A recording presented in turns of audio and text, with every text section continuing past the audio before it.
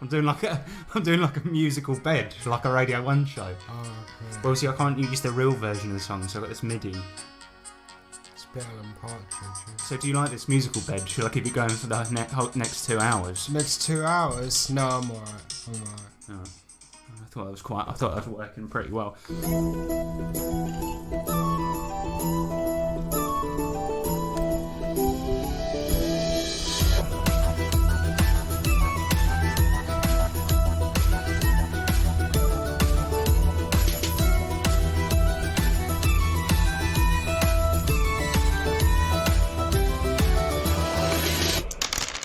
Greetings and welcome to the 3T RPG podcast. I'm Harrison Hunt, and don't talk at the same time as me. Sorry, I thought I was Instant. on. Okay. And After you. With me is Sean Hunt. Hello. Yes, I am the brother of Harrison. I am Sean Hunt, as you can tell by the last name. That is good fun fact for you there, fact fans. And Fash fans out there, but yeah. So obviously we didn't have Nick this time because for scheduling reasons, and James also. So we basically went through my entire phone list, and nobody was available. So that's why you're here. I mean, that's sadly actually true. That's not even a joke. I was going to get my local drug dealer to be on, but he was busy, sadly. He was busy pushing keys, innit? Right, so this is an RPG show all about tabletop role-playing games, and today we have a show so large, Sean. So packed full of content.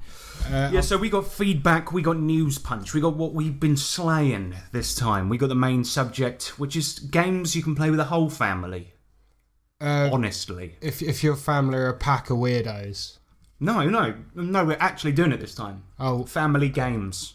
What was this the 5th time you tried to do it now and then failed miserably? People still get duped by it, man. And I'm just going to reveal it now. We are duping you. But the thing is, if we call the episode the thing what we're reviewing, nobody will listen to it. Oh, but people still get fooled. We got a lady once that listened to one of the Family Games episode and complained that we were swearing during an episode meant to be about family games. But she obviously didn't listen to the rest of the episode because it wasn't about that at all, mate. Yeah, wasn't that the guy that wrote the erotica? No, that wasn't it. That was someone else, unfortunately. But yeah, I don't think she listens anymore, so we can say what we like about her if we want. But after the main subject of family games, we're going to go into electro letters. Do you want to do some feedback? I'd like to. The feedback side. The feedback side. Yes, bitch, the feedback side. It's the feedback section. Yeah, we take your comments and read them out. Yeah, feedback, bitch. But Garrett Weinstein, he says, are you guys getting back to recording actual plays anytime soon? Also, when will you do another episode on family games? And Garrett, that's happening now. Can we confirm that? No, you can, but I won't. I don't want to be putting the firing line, to be honest. Good point. We're doing it now, right? And actual plays, they're coming soon, because we can meet up again. I should point out to the listeners at this point, we are drinking during this podcast, because for once we're recording during an evening. We usually do Sunday mornings, but this time we're recording in the evening. Just to prove that's true, listen to this. Cheers. Well, it sounded like a tin can, but I'm drinking out of a stein. No, not a stein. What the fuck do you call this thing? Tankard. Yeah. So yeah, we if it gets worse towards the end, then please excuse us, innit? Yes, and I would highly recommend French Grain Vodka by Ignis from Lidl. Good vodka. Ignis, the character from Final Fantasy 15. I forgot about that. So that's what he's doing now with his life. That's what making booze for German supermarkets. Good. Well, it is nice stuff. I can say that. Can we say that? Yes. Are we willing to lay ourselves on the line for Lidl vodka? Yes, I'm willing to. Yes. Why French vodka though, man? Why is it French? French aren't known for their vodka. Well, Grey Goose is French, isn't it? Is it? Yeah. Oh, okay. Well, then they are known for it, so that's why it's nice, I guess. But Garrett Weinstein, yes, we're doing a Family Games episode now, and we will do actual plays soon. The only other feedback we really got was for the Low Life episode. Did you listen to that one? I did, yeah. Give it a rating out of 15? Ooh, 14 and a half actually. I did enjoy that one. Even though I knew everything about Low Life, it was good to hear your spin on it actually. I thoroughly enjoyed it. I hate how sincere that review was. I sort of like angling for a joke there, man. I was really trying to be horrible, but I couldn't. That's nice of you, man. But yeah, so yeah, most people just said, you know, because we called the episode the RPG where you play a sentient pile of trash, and most people just said, so they made an RPG out of my life and things like that. And knowing our listeners, that is true. Terry Hansen and Robert Woford both said that. So thanks for the feedback. And that is it for feedback, right? So let's get on to some news.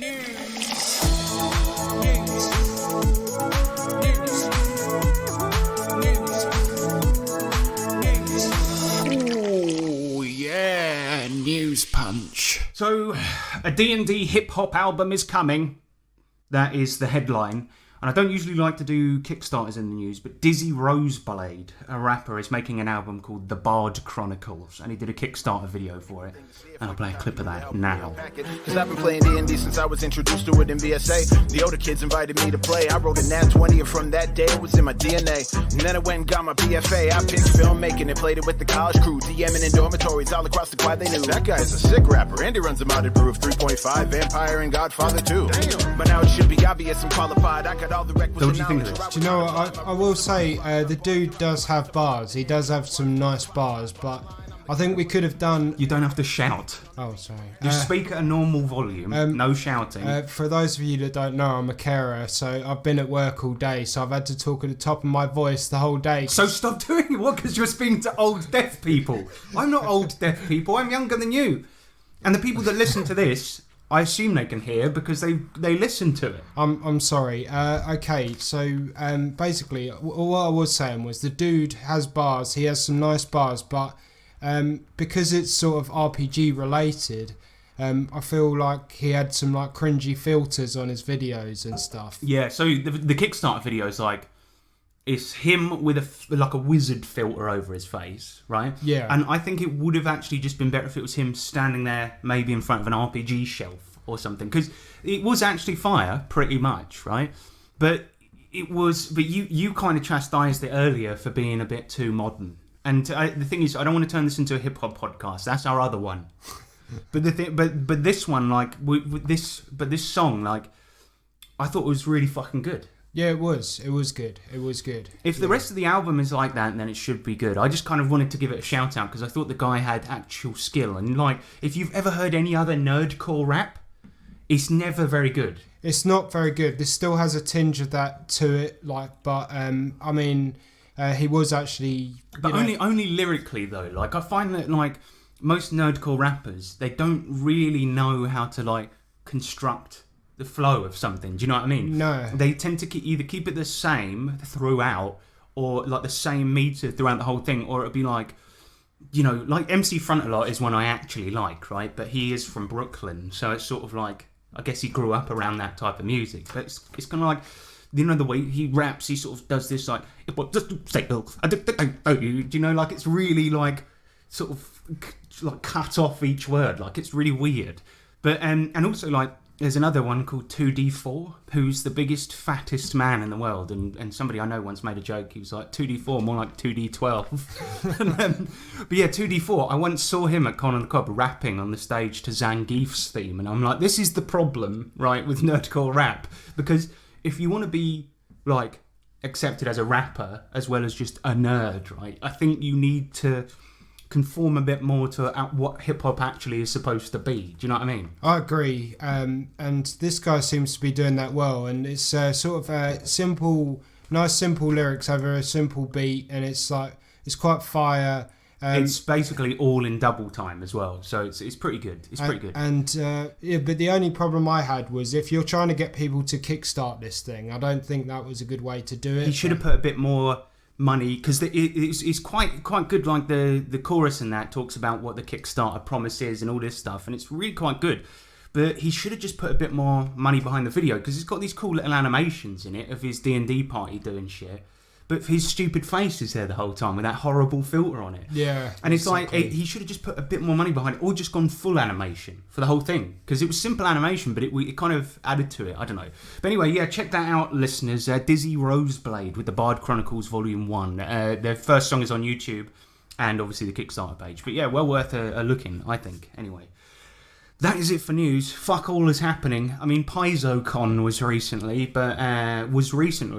What just happened? I can't talk. Who was at it, and also what did they reveal? I mean, Jeff Bezos.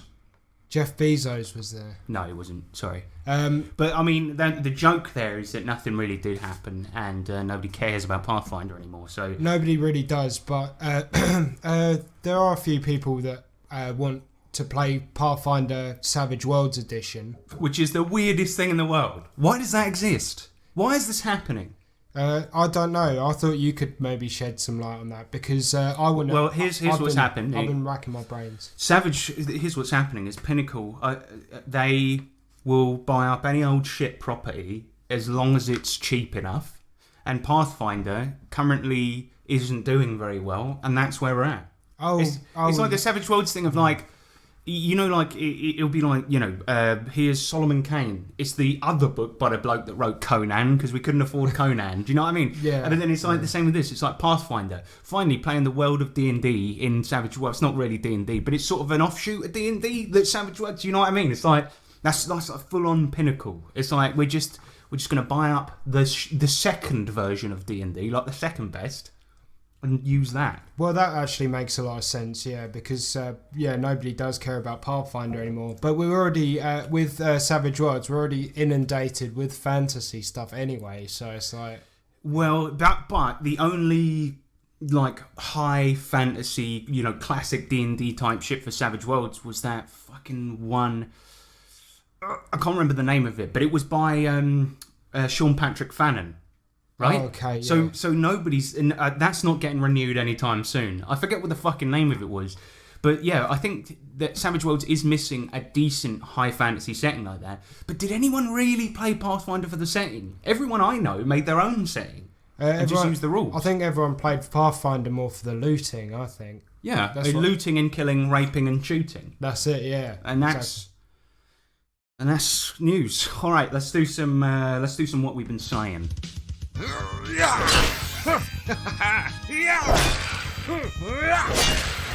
one of these.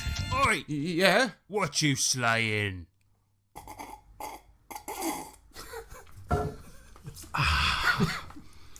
So, yeah, Sean, you have recently broken up with a, can we say, horrible woman?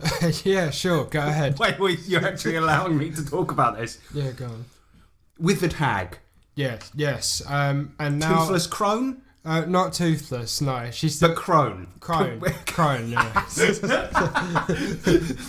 And that means after a year and a half away from the group, you've come back. I've returned. Yeah, I'm allowed to do things again. Oh, God. Yeah, so you left the crone, you've come back, and you've been playing Tough Guys with us. Oh yeah. Since you came back, so Tough Guys is an English gangster setting expansion for Wise Guys, right? And since Sean's come back, we started a new storyline. He's joined the gang, but the gang has become excommunicado, which means that basically they've been accused of doing a killing on neutral ground, and what that means is that they're like free game. Any gang in London can kill them, and there's a 250 million yen reward on their head, which is basically $1.6 million. But the annoying thing is, we just happened to be there. We were in the wrong place at the wrong time, and this bloke got shot, and now it's pinned on us because we were there. Exactly, and the bloke that got killed happened to be the Oyabun. I think that's what it's called, Oyabun of the Yakuza, and they just cut a fucking sweet deal with the Yakuza that are like coming into London, and at that moment his head explodes, right, killed by some unseen assassin. But all of his goons and any people on the streets, they saw it, and they think you guys killed them because you were there, right? Yeah. And so what was kind of interesting, well, not interesting, I can't say it's interesting because it's a plot I wrote, but the sort of the weird thing about it is the the gangs of London found out suspiciously fast that this had happened. Like, not 30 seconds after they got out of the warehouse where this guy was killed, all the gangs were after them. They had triads on their arse, Russians, Albanians, everybody. And the way I kind of did this was the whole session was about getting out of London, right? And but also tracking down the guy that really did the killing so you can clear your name. And so they were trying to get out of London, and as they were sort of making plans to escape unseen out of London, I would put a timer on my phone, and every time they did something that drew further attention to them, I would halve the timer. And then you would end up, and if the timer ran out, another sort of group of gangs or group of gang members would turn up and start firing at you. So yeah, it got pretty fucking weird, basically. What was it that there was a point where we split off, and I went to go and chase this guy, the actual assailant. I went to go and chase him, and then what did the other people do? So essentially, these guys, if you remember, all the guys like basically escaped into a Woolworths, which is like a really shit department store from the 90s, and they basically escaped upstairs into their storeroom. Two of them went down into the body shop next door by climbing through the windows. And Sean's character, Lugash, this Russian guy, and Tiffany, one of the members of the Holloway firm, they escaped out the front door looking for the bus they believed the real assassin to have escaped on. And what ended up happening, and this was probably the coolest part, because they got on the bus, went to Red Hill, because they knew the guy fled in that direction, probably to get to Gatwick Airport, right, to go back to Japan. And what was kind of funny is that when they got to Red Hill, they obviously get started on by two bus drivers because they're going around asking questions, breaking necks, things like this. And it's like, as soon as the two bus drivers come out, one of the players, this hooligan called Mo Exotic, he just smashes their heads together, killing them instantly, right? And then it's like, well, the other players at the table, like, we could have asked them for information about who rode on the bus, but I suppose that's one way of doing it. Well, we wanted to clear our names, and now there's a trail of more crimes, basically. A big crime trail. You did a chase with a police helicopter as well. Like, it was insane. And then, right at the last minute, because they'd obviously killed these two bus drivers and brought more attention to them, I halved the timer, and it was going right down. And Sean, his character, Lugash, was like, he goes up to a cab rank and tries to steal a taxi, right? Gets in it, and then everyone has to pile into the car. You had to bring it round, and there was 16 seconds left on the timer before the police were going to show up. And Sean was rolling and spending bennies and re-rolling all within the space of 16 seconds, and with 1 second to go. It was amazing. It was amazing. Yeah, like just in that dying second, I rolled the dice, and then as soon as I did it, it went to zero, screeched off, and I'm on my way to Gatwick Airport. So you went off to Gatwick Airport, but you heard about an attack that had happened in your mansion in the countryside, right? So most of the players went to go and save the mansion, but Sean went after the guy because he's new to the gang. So you're currently on a plane with the guy you believe to be the assassin, headed to Hong Kong for a layover, while the other guys are fighting their mansion, which has been set on fire by the Triad. So yeah, I had to sort of bring my airport knowledge, really. I didn't meta as the character knowing it, but I was sort of saying there's no real direct flights from Gatwick Airport to Japan. That was a mistake on my part, because I happen to know that there are direct flights from Heathrow. Yeah. So it would make, but then I suppose the only reason that he would go to Gatwick was if he was trying to fly on a budget, maybe. Yeah. I don't know. Yeah, and it was probably more convenient. But still, that's where we ended the game, and it's a quick summary, but that is basically where we're at. It's kind of a cool storyline at the moment, because they're trying to do an investigation while also being hunted down by a load of people, because there's a $1.6 million prize on their heads, and it's like, I actually don't know how this next session's going to work or go, but the title worries me. It's called Lugash Goes to Japan. I'm a bit concerned. Well, you are headed to Japan, so that's probably a giveaway. I know, but it's going to be biggest split of the party. You're going to be on your own in a foreign country, and Sean, having only recently joined the game, is several levels below everyone else. He's like novice 1 or something like that, right? So it's like, in Savage Worlds, that's basically level 2, although level ups are kind of not quite as powerful as a lot of other games, but Yeah, so you're on your own in a strange country you don't know. But then Lugash, he is... Part of his backstory is that he's fleeing from the Russian mafia. So to an extent, it kind of fits the character. Fleeing to another country. Oh, it does, yeah. He's used to it, really. Gets slightly closer to the mic. Yeah, so... Yeah, I mean, I've enjoyed it. It's been good having you back as well. How's it been? Are you enjoying playing Savage Worlds again? Yeah, I really am. It's not... Yeah, I am a lot. It feels, it's just so easy to get back into, really, isn't it? And, because we've been playing high action, I find that a few other fucking games do gunfights quite as well as Savage Worlds. Yeah, you're right, actually. You're right. Apart from... Actually, yeah, probably the best. Call of Cthulhu has that sort of gritty death thing to it with the gunfights. No, but just like you will die if you get into a gunfight. It's not exactly... I mean, Savage Worlds is just tactically, I think, one of the better games, but yeah. Oh, yeah. Yeah, it's been good. It's been very good. But also, over the weekend, SavageCon happened. So I'll talk about the games that I played there, because I ran one and played in two. And the first one I ran was Savage Golden Axe. And all I did was take there's a setting for Savage Worlds called Beasts and Barbarians, which is basically Conan. And I just took like all of the edges and hindrances and things like that from that and just built the characters using Beasts and Barbarians, basically. Had all of the people that you can play in Golden Axe 1, 2 and 3, excluding the two women, because they're basically the same character and almost look identical.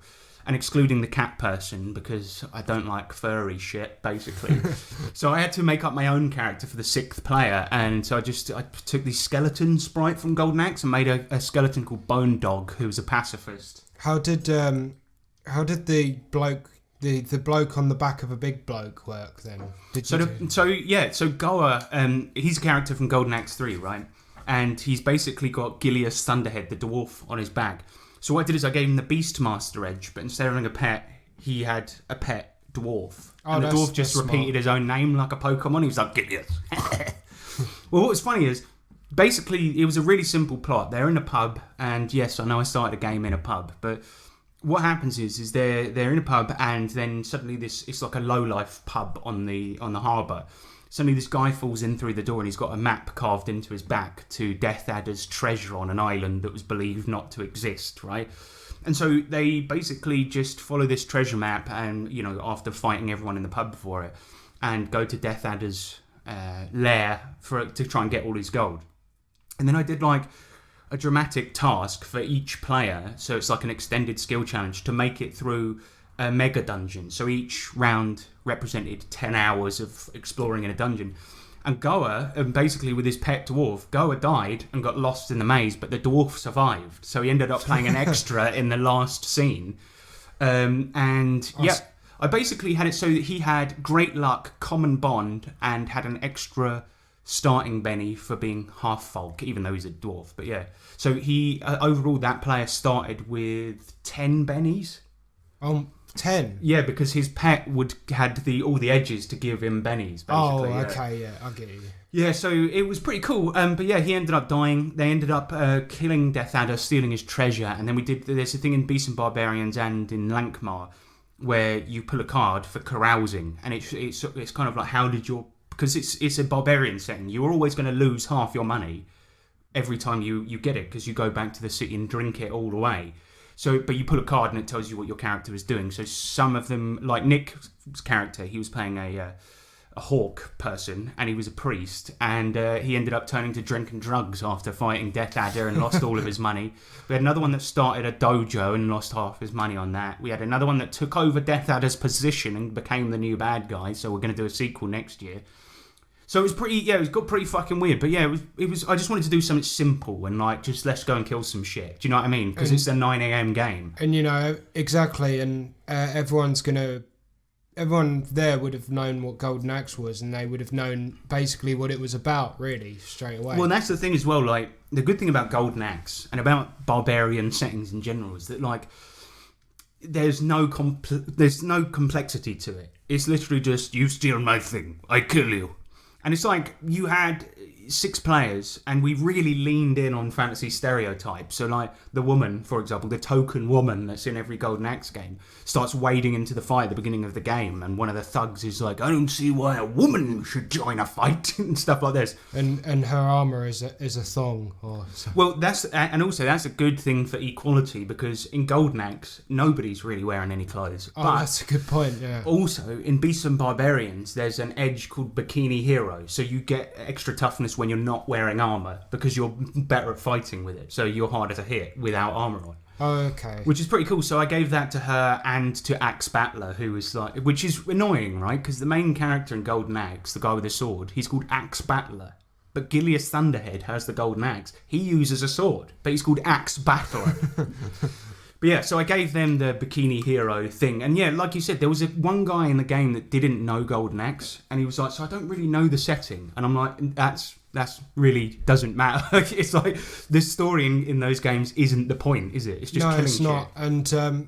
And even if you didn't know Golden Axe, you're probably under 25.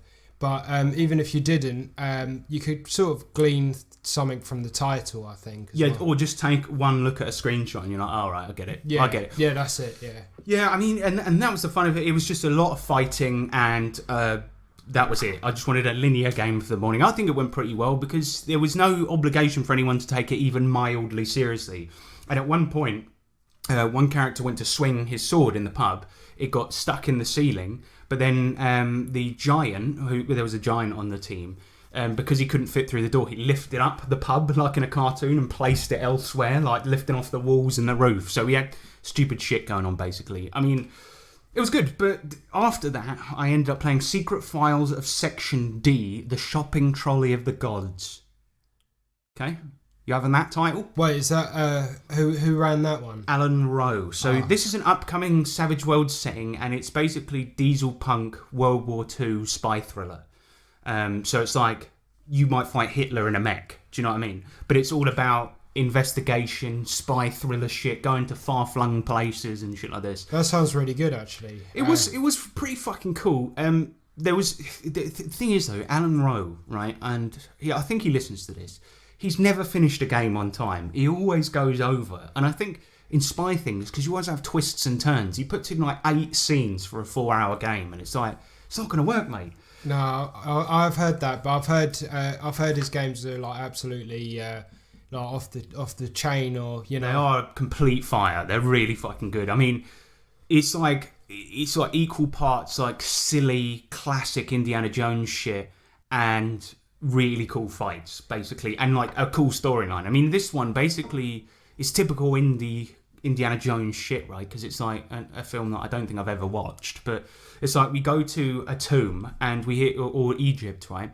And we hear that the Nazis are after something called it's called like the Basket of Imhotep or something like this, and it's in a tomb called Supam Arket.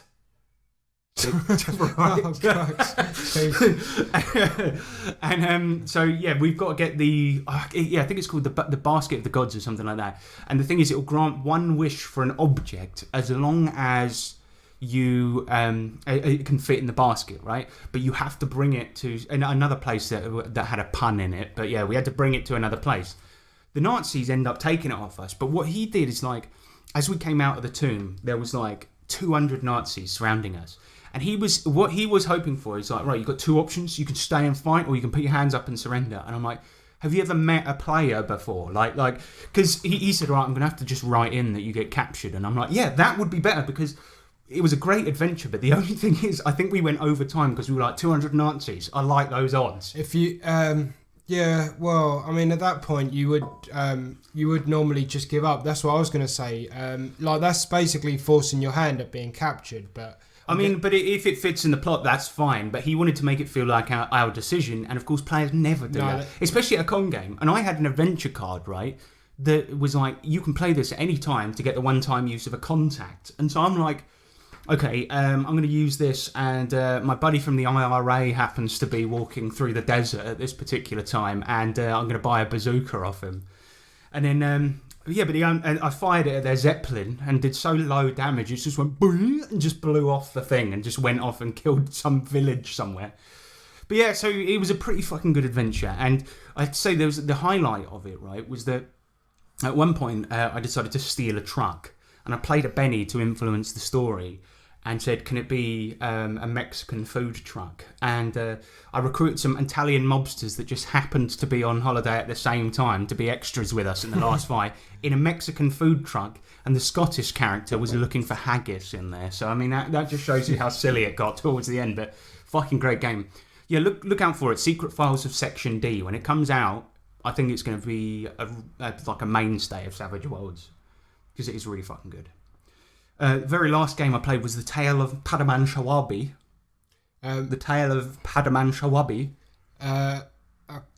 Say that again, please. Tale of Padaman Shawabi. Thank you. So this was a historical fantasy game with a quite simple plot, but we were playing Alexander the Great's minions, and they were like real characters from actual history. And we were essentially, the plot was that a mystic had come to Alexander the Great and said that there was a threat in southern India that was threatening his campaign to take over various parts of the world. We didn't know what the threat was, only that a mystic had said it, so we better follow his advice. Go to southern India, investigate, find out it's a snake cult, and then basically kill the cult. Quite simple, but he did two things that were really cool. First of all, like, we played heroic level characters. So it's a con game and we were playing like super powerful fucks, right? And secondly, he did this cool thing where, like, to emulate the journey of getting to the snake cult's base, we basically did this thing, he called it Alexandrian interludes, which is mildly pretentious, but basically one person decides on the obstacle in the road and gives it to another player. So one that we had was that we got to a bridge and we saw that it was possessed, like what the area was haunted by loads of ghosts who died in the previous war or something like this. I decided at one point for another player that there was a tiger in the way, and then they kind of give us that person then has to do a roll to overcome it, and then if they do, they get a Benny. If not, you might take wounds or fatigue, and that simulates the travel, and the players get to input on it, basically. Oh, that's quite clever, actually. Quite good in the case of a one-shot, actually. Yeah, totally, yeah, because, even if the players go super weird with it, it's only a one-shot, do you know what I mean? Yeah. But yeah, it was really good, and it was 3 players, and we all kind of picked, like, pretty decent things, and we were taking it seriously for, like, the first half as well, because it was quite a serious game, but as I got more drunk, because it was the final game, I kind of got like more stupid, and right at the end, right, we see there was one guy that we had who was like a woodsman, and he sees this big snake monster, and there's loads of its minions in the way, so he climbs up an adjacent wall, and I see that fully armoured, and I'm just like, fuck it, I'll give it a go. I've been succeeding like at everything up to this point because we're playing heroic characters, right? And I go to run up the wall and then just chop at the snake thing. I fail, run head first into the wall, getting fatigue from bumps and bruises, then try to overhead throw my sword, my great sword, right, at the snake, and it just bounces off the wall and comes back and hits me. So it was like, I'm quite glad I wasn't there, because I would have been probably holding my head. I don't know, like, I can't really. I mean, I'm always playing the straight man, so yeah. In this case, it was basically like 3 straight men. The synergy was really good, but right at the end, I was just like, he said you've got 4 rounds to kill this thing, otherwise this evil thing they're trying to summon is going to come, right? So that's why I was kind of desperate. I was just like, I'm going to try anything I can, because if I start wading into the goons, that could be 4 rounds just to get past them. No, that's a fair point, yeah. Yeah, but I mean, it just didn't work out because it was a fucking stupid thing to do, basically. I mean, trying to throw a greatsword. I mean, at best, it would probably like slap into him, right? But yeah, that was it. That was SavageCon. Those are the. We had obviously other games running during the day as well, and it was really fucking good, basically. That does sound good. I wanted to ask, when will the live human contact Savage Con become? Savage Con. So yeah, next year we'll probably still do it in April, but we were thinking of doing the Saturday or as the in-person one, and still doing SavageNet online, because obviously we had a lot of people come to this one because it was online and free. No, that's a good point. Yeah, no, you should do both then. Because for the listeners that don't know, the room that we rent out for SavageCon each year is a function room attached to a hotel and a pub, basically. And annoyingly, a Christian group has booked it on every Sunday just as an ongoing thing, right? So Saturday we go there, and Sunday we've always had to scramble to find another venue. And the last time we went to a pub called The Junction, and they, it's just Sunday, it's usually going to be quiet, like 1 or 2 people in. But they didn't tell us there was a fucking football game on that day, and still took our fucking money, right? Yeah. It would cost so much that even the ticket sales didn't like make up, and it was like it's very annoying because they said the pub was ours. They said we had it for a few hours and stuff, and then they decided to invite loads of people in. And despite the fact that we said we'll pay for drinks, and we were paying through the nose for drinks. It's an expensive pub. It is, yeah. It was really cunty of the guy to do that, like when we'd rented out the fucking place. But it was like, and also the football guys were getting annoyed because we were making noise, and it's like, hang on a minute, we're not getting annoyed at you cheering at your bloody football match. No, it was neither us or their fault. It was the pub's fault, really. And the annoying fact is, it was great. But we had to go back to James's. Yeah, we just went to somebody's house, and it was a little bit embarrassing, but nonetheless, the point is that we're going to continue next year. And last year when we before coronavirus, I was going to make it just a 1-day event. But then the people that come from further, like Alan Rowe from Manchester, for example, it kind of sucks because they're like, they've come all this way. It should be a 2-day event. So I think if we do the in person and the online one, that will kind of be a little bit better. But it just.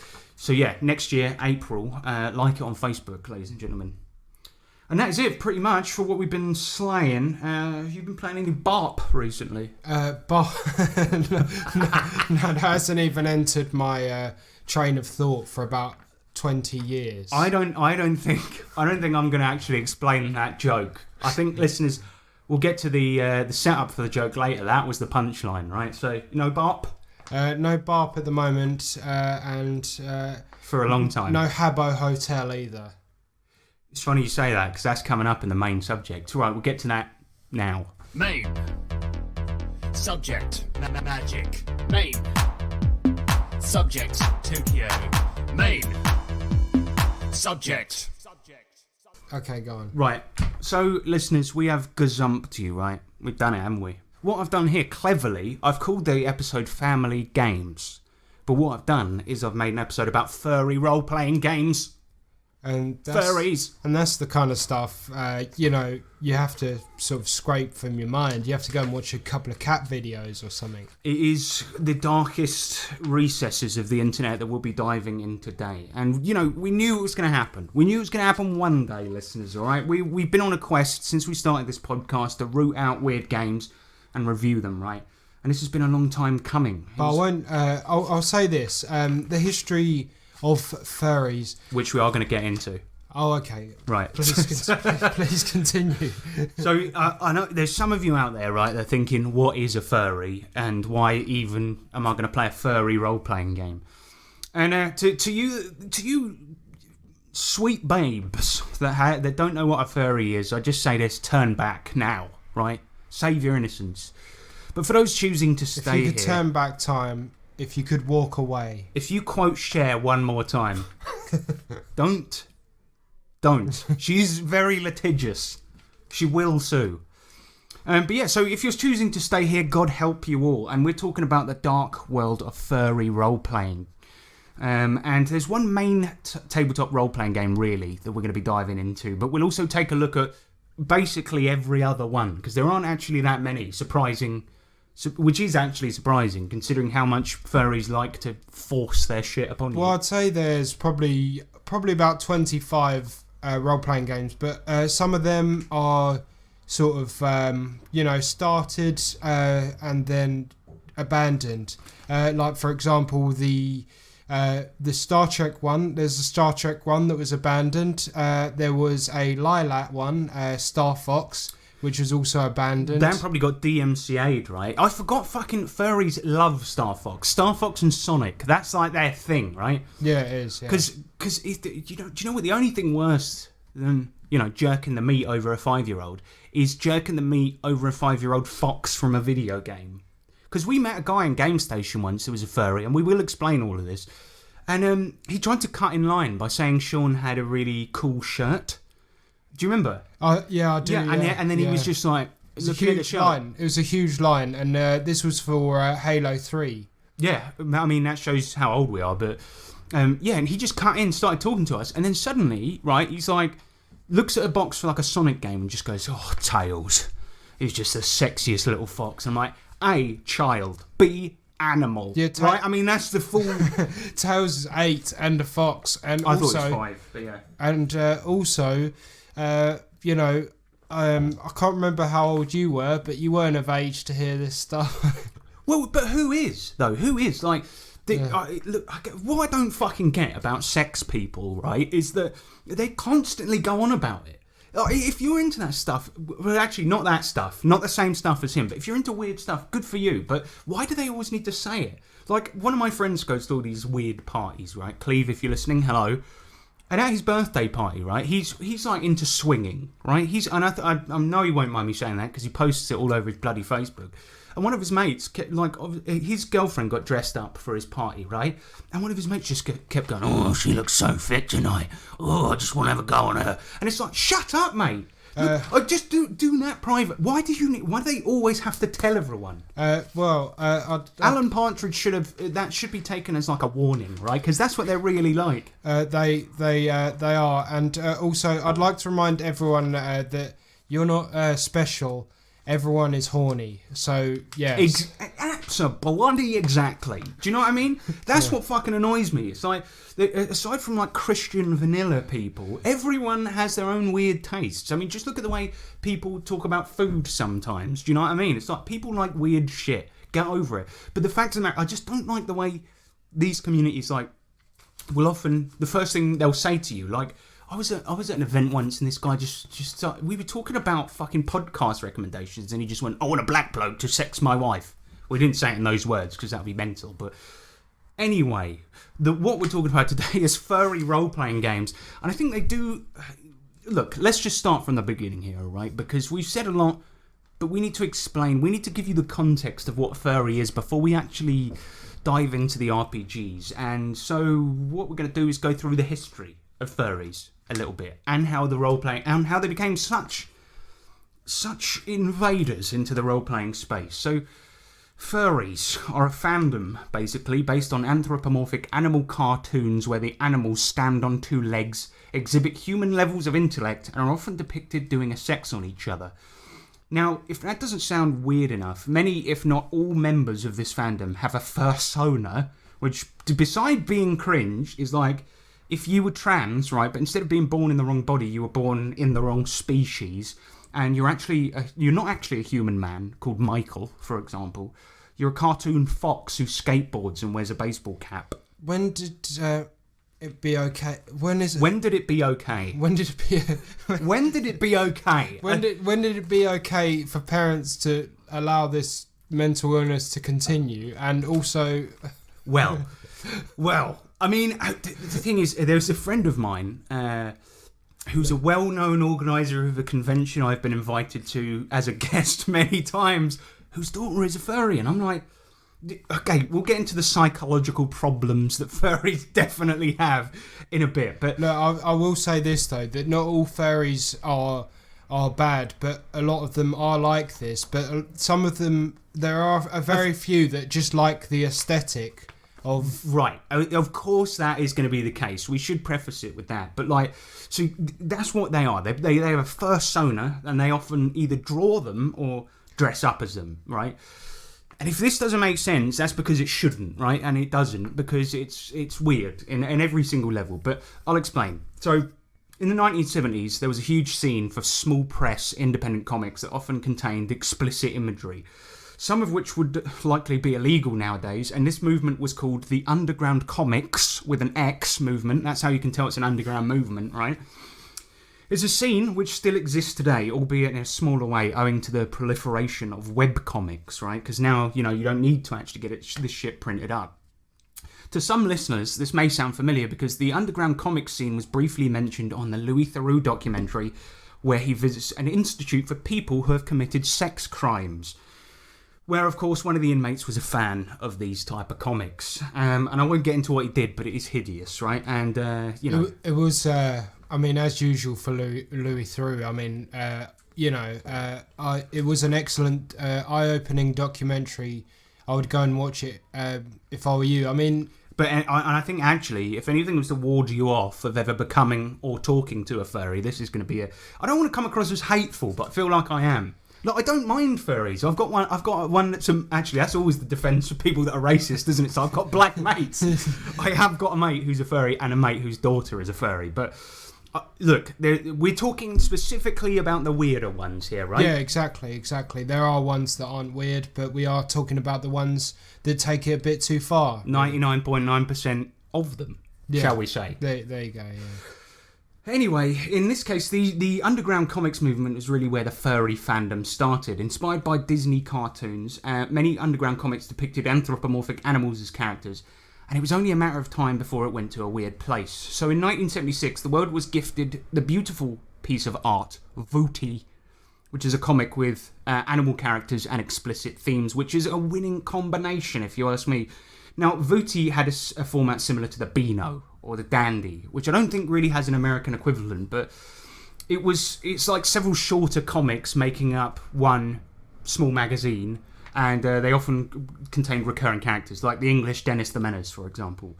Well, imagine like basically Garfield, Archie, and what's the other one? The Snurds. Calvin and Hobbes. Imagine if all of those shared the same comic that came out weekly. Yeah, that's it, yeah. That's pretty much it. And also, great characters like Omaha the Cat Dancer. What?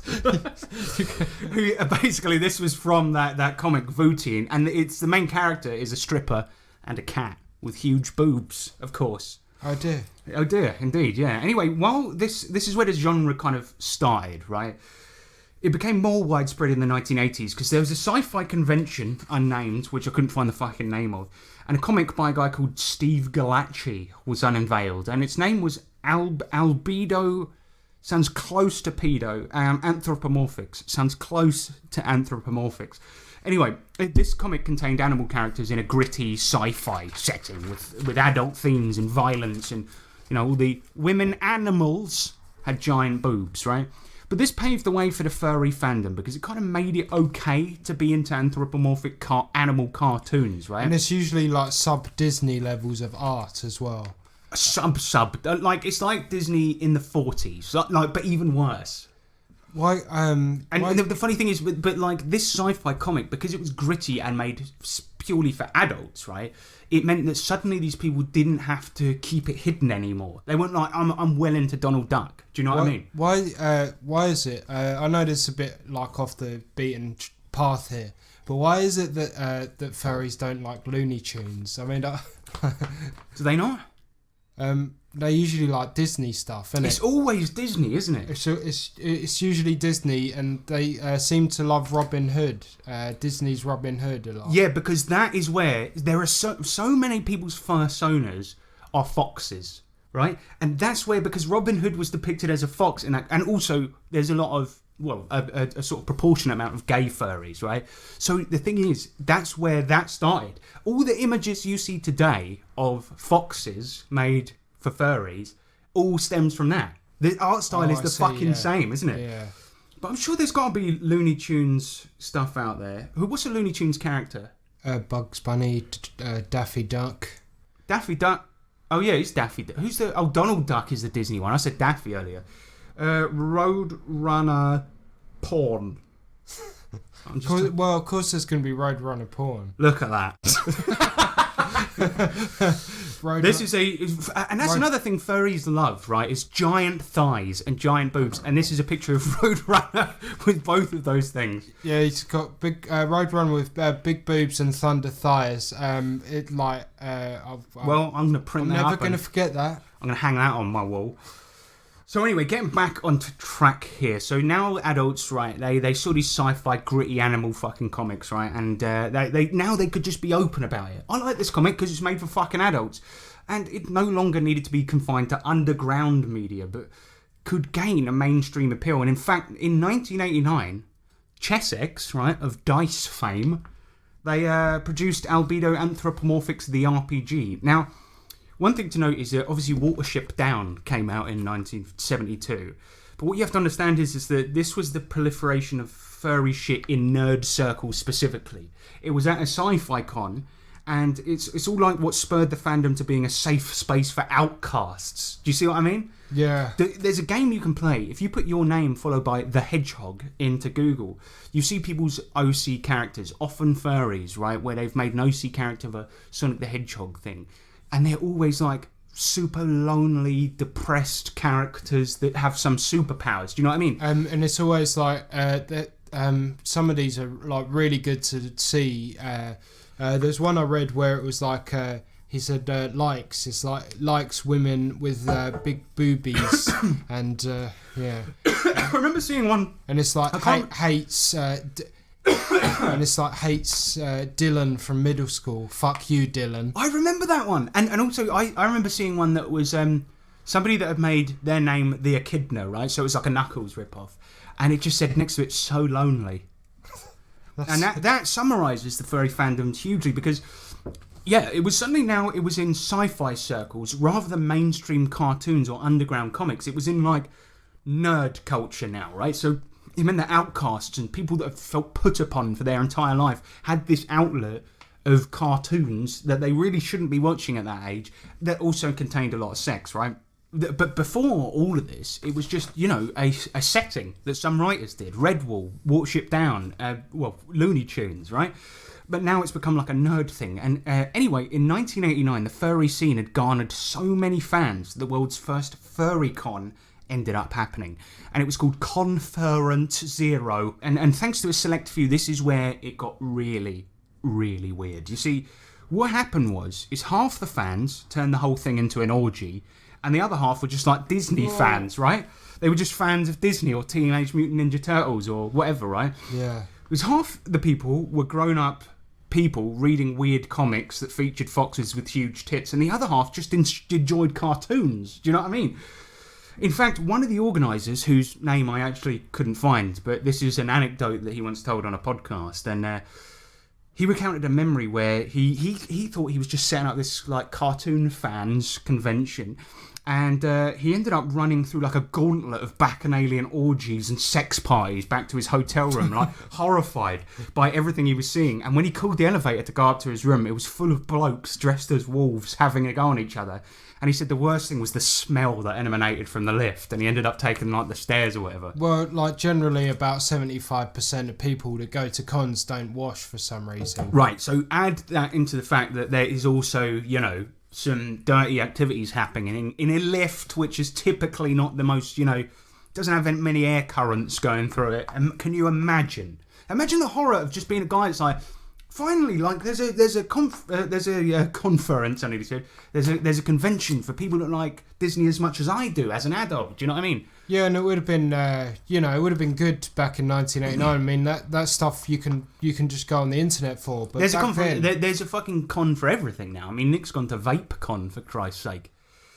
But yeah, so I mean, it must have been amazing. But unfortunately, yeah, half of the people turned it into something dirty, and half of them just wanted to go and chat about cartoons. But so unsurprisingly, it was here that the fandom got split into two, with the strange freaks who dress up as animals and bonk each other on one side, called the furry fandom, and the other side rebranded as the funny animal community, which is the shittest name for anything I've ever heard. But and how long did that last? Really? It's still going, but it's basically a space for people that like classic cartoons, like that depict animals that were just doing it for the fun of it. Do you know what I mean? Like classic, like really old Disney. Do you know what I mean? Like things like that. I mean, and that's fine because it's probably like if you're an older person and a cartoonist, it's probably where you got your inspiration from. Because nowadays there's a cartoon about fucking everything, but back then it was just a lot of it was just animals. You had, well, exactly, like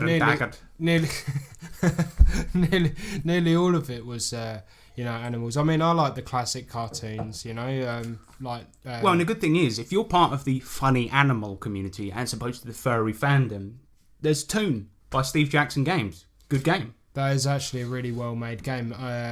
With like it's got like an episodic structure to it. Actually, I won't get too much into it, but check out Toon by Steve Jackson. That's a good fucking animal game. I mean, but it doesn't even have to be that. You could play Elmer Fudd or whatever. But yeah, good fucking game. But yeah, so that was where the furry community split into two. Now, the drama surrounding Conference Zero is actually way more detailed than that. But I can't recount it all here. So please go up and read on it, because it's like, go and read up on it, because it's like really, really fucking interesting. But that's furries for you. So we've pretty much figured out you what they are, right? That's furries. And before you have a go at me for generalising, right, I will clarify that not all of them are into the filthy parts, but probably most of them are. And I mean, if you want to have sex with animals, which a lot of them do, right?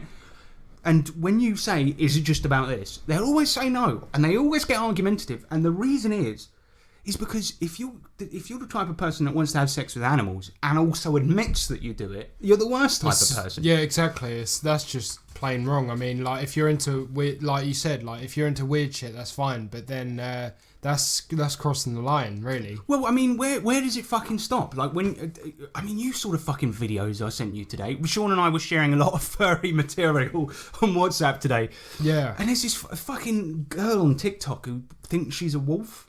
Yeah, there's a girl on TikTok who thinks she's a wolf. There's a bloke who drew a fox in a high school in a nappy, shitting himself. Right, but that's a specific part, and it has its own specific con. They're called diaper furs. What? No. What is this age we're living in? I'm about to be a father. Yeah. And my son's have to go out in this world. Do you know what I mean? You're really gonna have to police that shit. I'm gonna have to police. If I see a fucking fox helmet, but it is seriously weird, and it does often the roots are it's like a deep self-hatred often, right? And I'm not usually is, yeah. I'm not even like generalising here. It's usually because they're trying not to face up to something. I've watched so many documentaries on it, and 100% of the time, there's a part of that person's self they're trying to get away from. It's very occasional. Like, I've watched a lot of these documentaries as well. It's very occasional that you'll get a guy who just wants to blow off a bit of steam and be a dog for like and be weird, like yeah. But you do get them. You get sometimes it'll just be like, no, I don't know, I just fucking like it. Nobody knows who I am. I can just dance like a fucking idiot and take drugs, and it's like, okay, fair enough. That's cool. That's fair enough. But then all the others, it's like it's usually just like, yeah, I mean, I was obviously beat as a child, or yeah, I don't like my home life, whatever, right? They're always escaping from something. And what I find kind of funny about that is that there is a specific subgenre of furries that are Nazis. I mean, wait, what do you mean? So they dress up in like Third Reich uniforms, like over their fursuits with, like swastikas all over it, because they're like racist but don't really want to face up to it, so they only do it as a character, and they go around doing fucking Nazi salutes and shit. So they're ashamed of their racism, but they want to let it out. Yeah, like, it's so weird, man. and also, what's with the vaping and the dubstep? Why is that a thing? Why is it always vaping and dubstep? I like both of those things. But at Furrycons, just Google it, right? Just put in Furrycon dubstep into fucking YouTube, and you'll see furries partying to dubstep whilst vaping through their masks, and then the smoke comes out the eyes. Actually, I've seen it, and you don't want to see it. It sort of ruptured me to the core. It sort of awoke something in me, some sort of horror. Sean wasn't like this before. Now he's like this. If you could see him, dear listener, he's a shadow of his former self. No, please don't watch them. But alright, anyway, so I just think the community essentially are usually very quick to get defensive about it. If they were just upfront about it, do you know what I mean? It's, at least they're having sex with a fictional animal, but I wonder how much crossover there is into... Anyway, we won't get into that, but... I've just looked at my notes and I've seen it says, talk about Furcons, vaping, Nazi furs and dubstep. That just came up naturally. But anyway, we're now all up to speed. We can dive into a few furry role-playing games. Are you ready, Sean? No, actually. Are you fucking ready? So furry role-playing, of course, takes place at the cons, where people basically LARP all day as their fursonas, right? And do sordid things in their rooms, and elevators, and public spaces where children could be watching. But online, before Conference Zero, BBS boards and IRC chat were hotspots for people meeting up and having text-based sexual role-players, their cartoon animal personas. And I can't believe that's a thing I have to say, right, that exists. But these services were like really simple, right? They're like chat/forum type things, which allowed people to communicate only with text and were used for much more than just yiffing, which unfortunately I do know is the term for doing it when you're in a fursuit. They were also, BBSs were like used, for things like discussing news, video games, talking about sport, like everyone used them back in the day, but they were really basic. And this led, in a way, to the proliferation of MUDs. Multi-user dungeons, which are like proto-MMO games with like real heavy Zork vibes. At the beginning, they were all text-based as well. I used to play a lot of these back in the day. Right, exactly. So it basically, it's multi-user dungeon is what it means. And they were mostly text-based when they started out, but they provided people with a world to play in. You created a character, you played in a world. And I used to play the Discworld one like a lot at college instead of working, because it was like the only game I could get to run on the shitty college computers. So I played the Discworld one like a hell of a lot, and it was really, really fun and quite basic, but it consisted mainly of getting ganked by high-level players hanging outside Ankh-Morpork. And I remember, even as I started, the guy that got me into it was just like, just don't leave the city until you're like level 70. And I'm like, how long is that going to take? He's like, 200 hours, something like that. But eventually MUDs moved on from being entirely text-based and started to contain graphics, right? Mostly it was like tile-based, and you'd press up on the keyboard and your character would just boop into the next square kind of thing. But these were called graphical MUDs. Some famous examples in the genre being Barp, Alter Aeon, and of course God Wars 2. Have you heard of God Wars 2? I have, yeah. This was actually made by creator of the saga of the Goblin Horde, Richard Woolcock. He was responsible for God Wars 2. Jesus yeah, Christ, man. Pretty crazy. Which is why the saga Small of the world. Goblin Horde is still called. It's called like zadmar.godwars2.blogspot. So that's why it's that, because it used to be where God Wars 2 was hosted. That's mental, yeah. It's a pretty weird link into the role playing industry there, but yeah. So obviously Furry's got their own graphical MUD, and it was made by Dave Shapiro. And I forgive you for not knowing his name, but he was of Origin Systems, and he was, along with Richard Garriott, the guy that made Ultima Online, right? And I'm going to mention a game now, Furcadia. Do you know Furcadia? I don't. I'm glad I don't. Good, basically. But Furcadia was basically a graphical MUD that was made for furries. Did these guys make that game? Dave Shapiro did. Oh. So he made it, despite but here's the thing. So Furcadia was a graphical MUD that was made in 1996, and the game featured furry characters, but it was basically a game featured in a medieval world, and it had anthropomorphic characters. But it wasn't made for furries. Dave Shapiro wasn't a furry. He just wanted to give people plenty of avatar options for characters, right? Yeah. But obviously, it basically got taken over by furries. It was a social RPG about hanging out, expanding on the ideas of Dave Shapiro's previous game, Dragonspires. And the characters in Furcadia were mainly there because it gave the players, as I said, more ways to customize their character. But then the scumbags got involved because furries found out about it, and all the yiffers, they were in there like a shot. And they moved away from primitive chat software into Furcadia and spent a long time there. And actually, it held a Guinness World Record for being the longest running MMO until it shut down and World of Warcraft took it over. I can imagine that. I can imagine that this was pretty groundbreaking back in the day for these kind of people. Well, exactly. I mean, it must have been, because basically it's just Habbo Hotel, but with a bunch of sex criminals as its players. I can't believe Habbo Hotel went... we got back to Habbo Hotel there. There you go. So, but yeah, basically, I did have a joke written down here that Furcadia, right, was obviously full of people like future sex criminals, but so is Habbo Hotel. So it's basically the same. You picking that one up?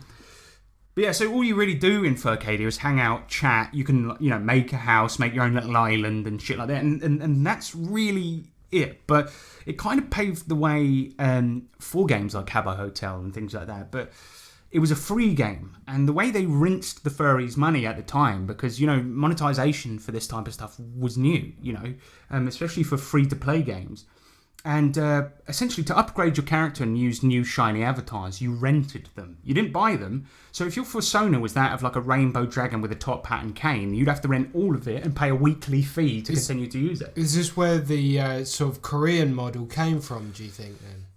It was. I think it either came from here or he borrowed it from Korea. Do you know what I mean? It could be. It could be either. But now consider, right, how much furries believe in this otherkin shit. Right? They paid this shit. They paid the weekly rental fee to be a fucking dragon. Of course they did. Yeah. And for 13 long years, Furcadia drained the wallets of morons until there was nothing left. People paid a premium to rent fake cartoon gear, to hang out in a fake cartoon world and live their fake cartoon lives. But sadly, the life of the pervert ain't always smooth sailing, because eventually, with the invention of things like Club Penguin, Second Life, and Habbo Hotel, the monetization was a little bit less blatantly greedy, and Furcadia eventually went under. So the online furry roleplay community was split. I mean, they didn't have a place to meet up and type in sex moves to each other. Once again, there was suddenly a truckload of weirdos from Furcadia got dumped into other circles and had nowhere to go on the reg to get their kicks. Sure, they had the cons, but like doing the daily/weekly shit, like what they do for fun on the BBS boards. Well, a lot of them now play Second Life, of course, all have Discord servers. And a lot of them make horrible TikTok videos, which I'll play a clip of one now. I'll probably play that one that I sent you. My name is Raven Eclipse, Princess of the Wolf Clan. 16, smart, cute, mean, scary. Has a crush on Jake, but he doesn't know. Don't touch my tail, baka! Sips tea quietly and cutely so Jake notices. I said so Jake notices. But a fair few furries got their sales caught up in the Critical Role backdraft and joined the D&D community, where they were welcomed with open arms. And because the D&D landscape has changed so much, you know, Critical Role and other online actual plays focused on characters hanging out and chatting, while Matt Mercer flicks through his papers for an hour. As a result, you know, this is like prime furry shit, man. They were loving it, because what did they do before? They hung out, they pretended to be shit, and they chatted for hours. This is perfect for them. Really. Exactly, because Critical Role popularised that. They don't really do much except for sit in the pub and all the characters chat to each other. So that's what they thought role-playing was, and a fucking big fucking boatload of them came over to RPGs. Well, and bear in mind, you know, that in 5e, you also had cat people as a main race, the Tabaxi, Dragonborn, Raven people, Dogmen. I didn't realise there was. There were so many. I mean, how did I miss out on all these anthropomorphic races? Yeah, because I sent Sean a list of. I don't even know who put the list. Well, it's probably a fucking. It was a massive list, and there was even included like such things as lion, folk, and teddy bear. But then also neko, so the Japanese word for cat. So if you want to specifically be an anime cat, there's a race. I think a lot of them were third party, but taking into account all of the anthropomorphic races available for 5e, there's over 300. So these are all third party. They're like basically not all of them, because there was a book, I think it's called Unearthed Arcana.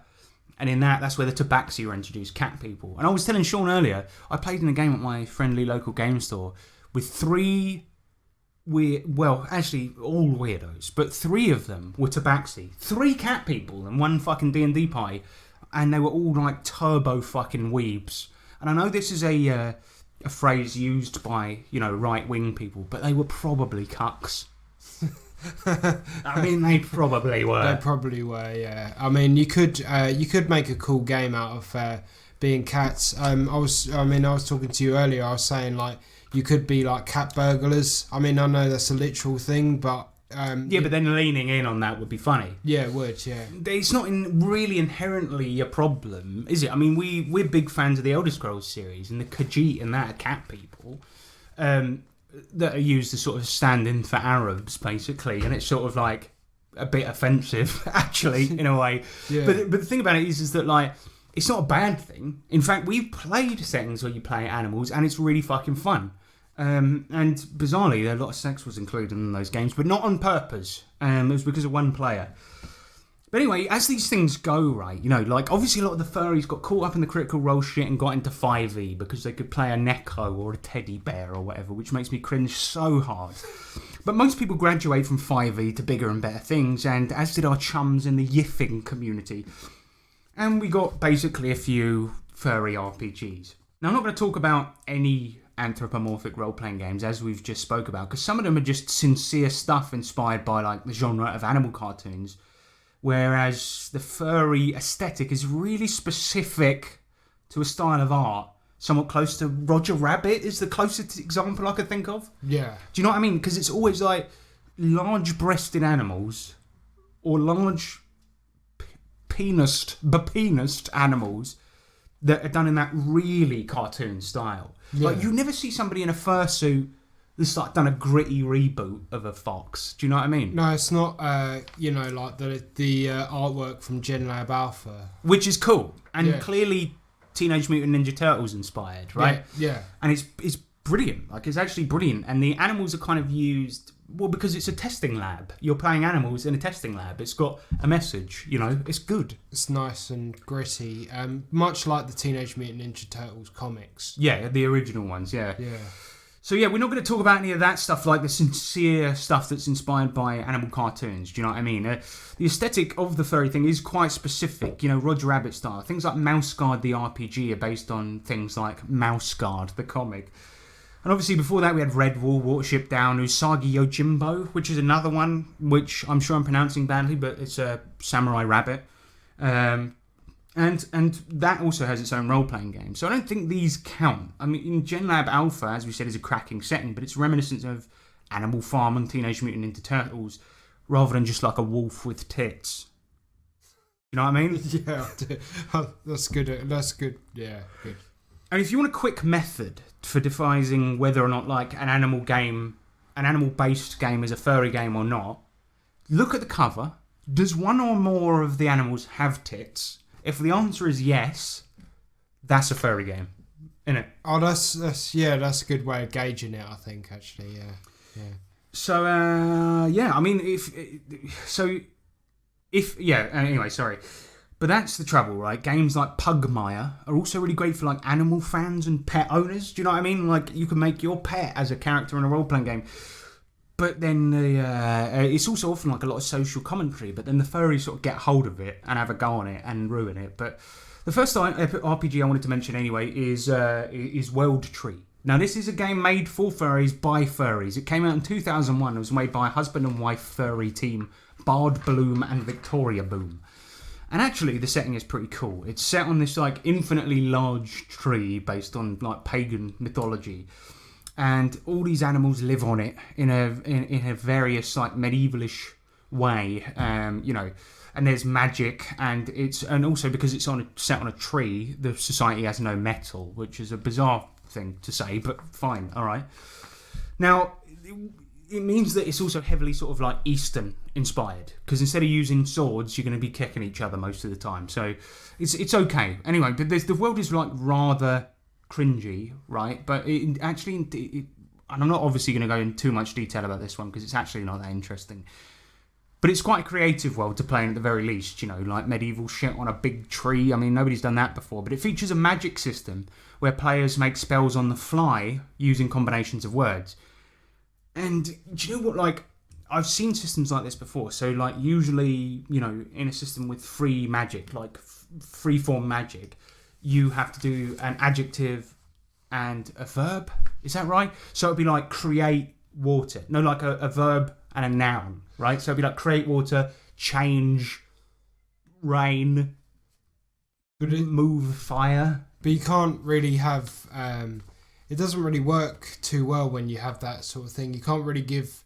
Because with magic, you can't really have your players take the piss. No, but you can, and I've seen it done well. In ICRPG, they have a free-form magic, and you need to score over a 15 for the spell to go well. But if you get like under a 5, and it varies, goes up and up and down. Oh, it go horribly wrong. Yeah, so there's always that risk that if you go, I'm going to do a nuke spell, okay, try it. But if you get under a 5, you're nuking yourself. Do you know what I mean? So it's like you've got to be careful with it. Yeah, that's fair enough. And then you could end the game. And kind of this is kind of similar. But so if I yell out Mutok Herbador, which is so cringe, that means change soil. Wait, why not just have the words, the normal words? That'll be fine. Why do you have to learn all these words, though? Well, good point. Good fucking point. I don't fucking know.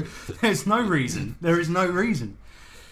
But anyway, yeah, the word thing is a bit lame. But actually, the idea is quite good. And it was a bit ahead of its time, really. But this is actually pretty much every cool detail in the RPG world tree. It was a waste of a day, basically, but the world is a bit lame. The word thing's a little bit lame, but I think it's kind of a cool system, and it doesn't really like get too deep into like the furry shit. It actually does pass the test, actually, because on the cover, no characters with tits, right? No dogs with tits on the cover, but it does include a bunch of really punchable-looking, smiling animals on the cover, and an alien. It does, and it sort of struck me as someone who wanted to learn to draw really quickly so they could draw this sort of sexual shite, really, to be honest. So much furry RPG falls into that category. It's like someone with no talent trying to draw his own porn. And it's like several different art styles come together. But anyway, another sort of giveaway here is that it includes a rather disproportionate amount of detail on prostitution in its setting, and one of the races you can play is hermaphrodite dragons with feathers, which is, to me, like, okay, nothing wrong with the hermaphrodites out there, all you herms listening, like, you're cool, because we probably got, like, one. But that is quite furry, isn't it? Yeah, like feathered hermaphrodite dragon. It's quite specific, yeah. And that's what furry is, right? It's all about fucking specificity. And I also noticed there's an odd detail to each race. So in a normal book, you expect like race, right, to be something like here's what dwarves are good at, here's what elves are good at, here's what cats are good at, here's what huge-titted beavers are good at. Do you know what I mean? But like, in this, it's like there's a weird detail for each race. It tells you how often they change what they like, what they're into, right? Which I think is to allow the GM to force them into gross sex scenes. I can't be sure, but it seems like that was the intent of it, right? Well, yeah, that's what came into my mind. It's the first thing you said. Really. Right, exactly, because it's like you go into a situation and. Let's say, for example, let's just say, right, you're that organizer at the first, conference, and you're going through that gauntlet. The GM goes, right, make a check. Let's see if you're into this now. Do you know what I mean? And it's like you're just going to force people into that stuff. But it doesn't explicitly say that's where it should be used. But it seems weird to put a thing like that in there. Like, this is how often your character changes what he likes. I mean, have you ever heard of that in another role-playing game? No, is the answer. Overall, not a bad game. Pretty okay setting, cool magic, not much else to say. That is World Tree. Well, the Penguins have made it, and they're going up against the Golden Knight. I think it's very... Can you name that tune? Furry Pirates. The music's still playing. Alright, Furry Pirates. I know what you're going to talk about. Is that... like furries in the age of pirates. Yeah, basically. So the next game we're going to look at is Furry Pirates, and guess what, listeners? On the cover, a cat with boobs and a whip.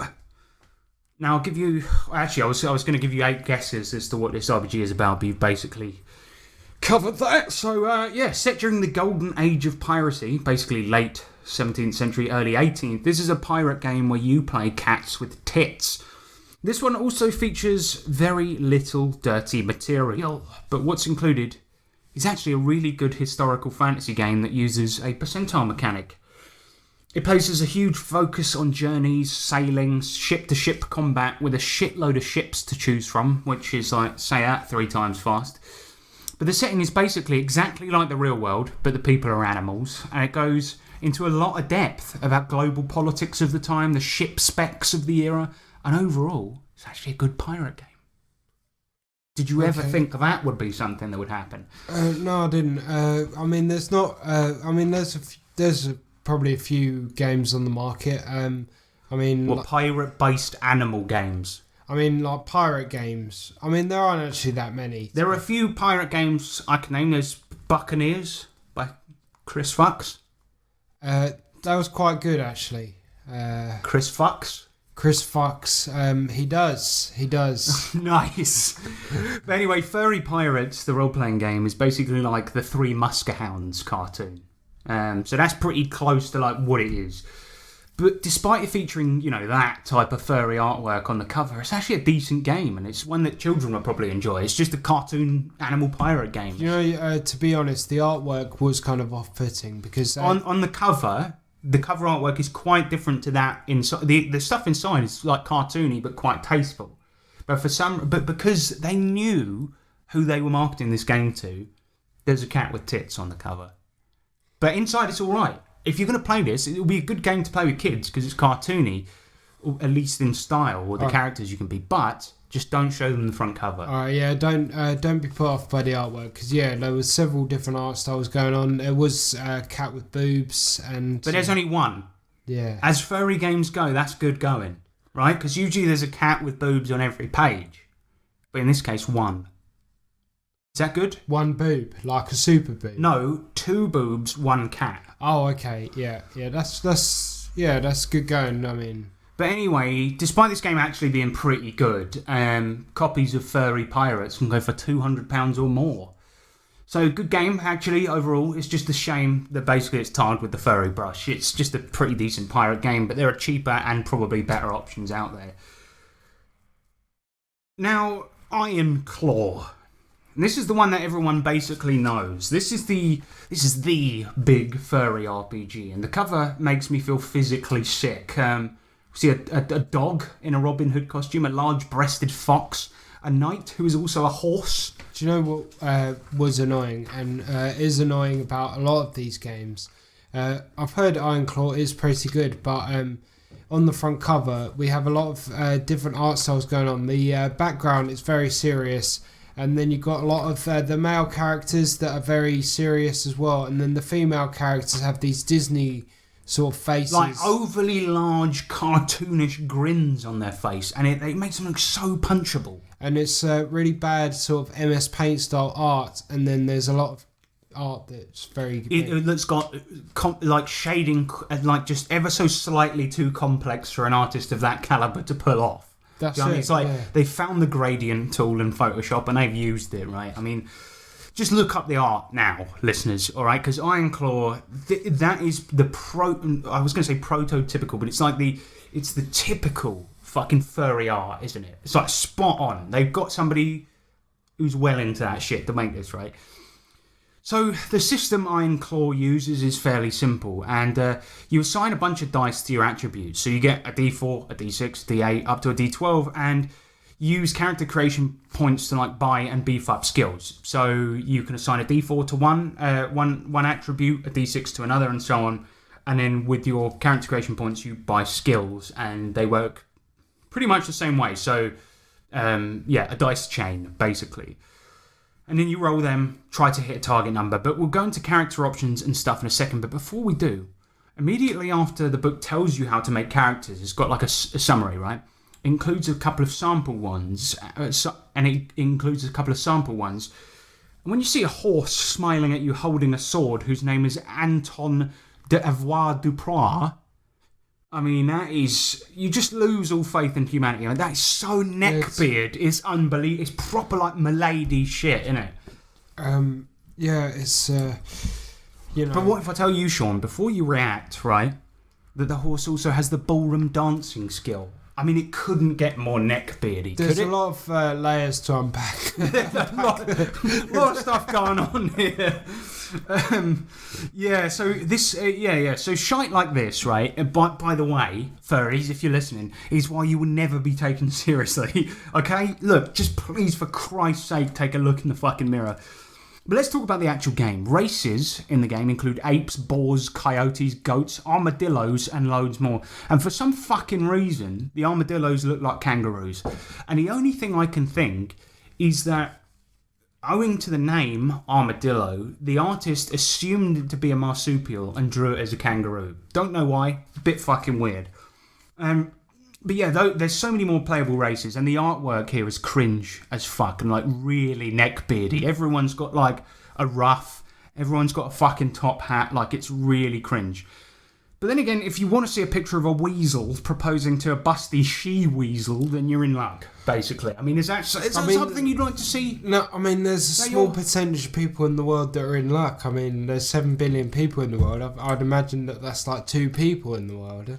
So for those 2 people, this is perfect. Yeah. Because even amongst furries, weasels are uncommon. Who wants to be a weasel? A weasel-faced arse. What would you prefer, a weasel-faced arse or an arse-faced weasel? A weasel, probably. Yeah, me too. It really took me off my stride there, man. Because that's a reference to the English version of The Office, by the way. But yeah, it's like turbo fucking neckbeard. It's like the classic definition of chivalry, where it's all milady and all of this shit and white knighting, and it's all in there. But imagine that, but a horse or a weasel. And you've got a pretty good game on your hands there. But anyway, each race starts with a different gift and flaw, and these are like your edges and hindrances. For example, otters, right? Because that's a thing, start with claws. Monkeys start with prehensile feet, and horses can move faster. But the only race, curiously, that starts with a flaw is bats. But why don't they all start with a flaw? I mean, horses are like essentially... Okay, so horse is often used, and I'm slightly drunk, but a horse is often used for somebody that's got a long, ugly face. But furries, they find them deeply attractive because they're fucking weird. Okay, but... Alright, but what's the a flaw? But here's the thing about horses, right? That's a good start to a sentence. Here's the thing about horses. Nice. Is that they're essentially, they're essentially a thing of the past. They were created by humans. They were created, like through years of, gene stuff and all of this. That's horses are where we're at basically. And then we have to put horseshoes on. I mean, they're a thing of the past. Horses are a thing of the past. No, so that is a flaw. That is a flaw. What? So you sound like such an Alex Jones watcher right now. No. I mean, you know what I mean. Like the way What you mean is the way that horses are bred in the modern age is. No, that's what I mean. I'm cutting all of this. No. Okay. Okay. All right. So I'll start again. Horses, basically, are sort of, bred for. They were bred for. They're bred for human work, human convenience. Right. Exactly. To the point where the jobs we use them for, we have to attach shoes to their feet. So you could come up with a flaw for a horse. That is that they are more susceptible to foot-based injuries. They're more susceptible to foot-based injuries. Also, they're like because of automation and stuff. We don't need horses anymore. And believe me, Sean. Unfortunately, we will get into that because in a medieval world where you can play as a horse, what do you use to pull your wagon? And it is fucking weird. All right, but yeah, so basically this game is awful, and each race starts with a different gift and flaw. And as Sean, you have rightly pointed out, most animals would have some flaw. Do you know what I mean? They would have something that might put them in the path of danger. That's how the world works. But only bats have it, who start with the flaw called frail, which is really odd because you've got all the other rodents you can play as in this game, but only the one that can fly has a flaw. I mean, look, give me a hydraulic press and a rat and a bat, and I tell you, they'll be roughly the same difficulty to destroy. Would you say that? Yeah, I'd probably agree. I mean... But they've obviously tried to balance it by making the one that can fly the only one that has a flaw. Do you know what I mean? It's bloody stupid. But... Because it sounds good up until that point. Yeah, because I'm dwelling on something minor because you can tell that they put little thought into how the animals actually work, right? So all of the races are like really fucking basic, right? So for example, like monkeys start with a prehensile tail, which means they just get a bonus to climbing, like shit like that. It's like really basic. It's like, the lazy fucking RPG designer is the one that just goes, you've got an ability that gives you a bonus. That's it. Rather than something mechanically different, because wouldn't it be cool if you picked a horse, you could have other people ride on the back of you, therefore not needing to buy a mount. Do you see what I mean? Yeah, and shit like that. That's like a, that's like an advantage basically that they could have, but they didn't really think this through. They didn't really think this through very well, because all they've done is go, yeah, here's a bonus for whichever race you picked. It's lazy. It's fucking lazy. But yeah. So let's talk careers, right? So different careers and the races cost more or less character points if you want to pick them, and come with some base skills. So they're kind of split into different categories. You've got scholarly characters, peasant characters, fighters, and wizards. So basically any fantasy job you can think of is probably represented in some way, which is also quite a boring way of doing it. And Troika, for example, that's how they do it. All it is that each class has a different bonus to skills, and Troika is a pretty fun game, but it's a very basic game, and that's what you get here. It's like, okay, you pick a pot washer and you get a bonus to cleaning. Like, that's it. So it's all that. None of it is based on mechanics. It's all just based around being better at skills. That's it. So it's pretty fucking boring. So you could probably play it probably for like a few games or whatever. Yeah, like it's not terrible, but it's just unremarkable, and we'll get to that in a bit, because I think it shows the direction they started with when they made Iron Claw. But after you picked your career, you also have to pick a passion, and it's nothing really weird.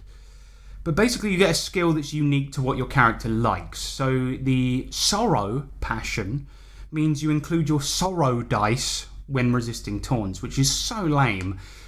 But it's like you're so miserable, stuff doesn't affect you, right? And I don't know why you would be actually into being miserable, but whatever. And similarly, fear is another one. Now, I know what you're thinking. Where's the weird shit? So far, this is pretty basic fantasy shit with some hideous artwork. Well, I think the thing with the stuff about being miserable is being a vigilante, maybe, because you have a lot of heavy stuff. But I mean, we spoke about Sonic OCs, and all of them are lonely and damaged in some way. Oh. This is the only game where I can imagine every player at the fucking table going, yeah, my character likes being miserable because basically my life has been the same thing. My parents don't accept that, I am actually a horse. My middle class area where I live at is... They're always middle class, aren't they? They always are. That's the annoying thing about it.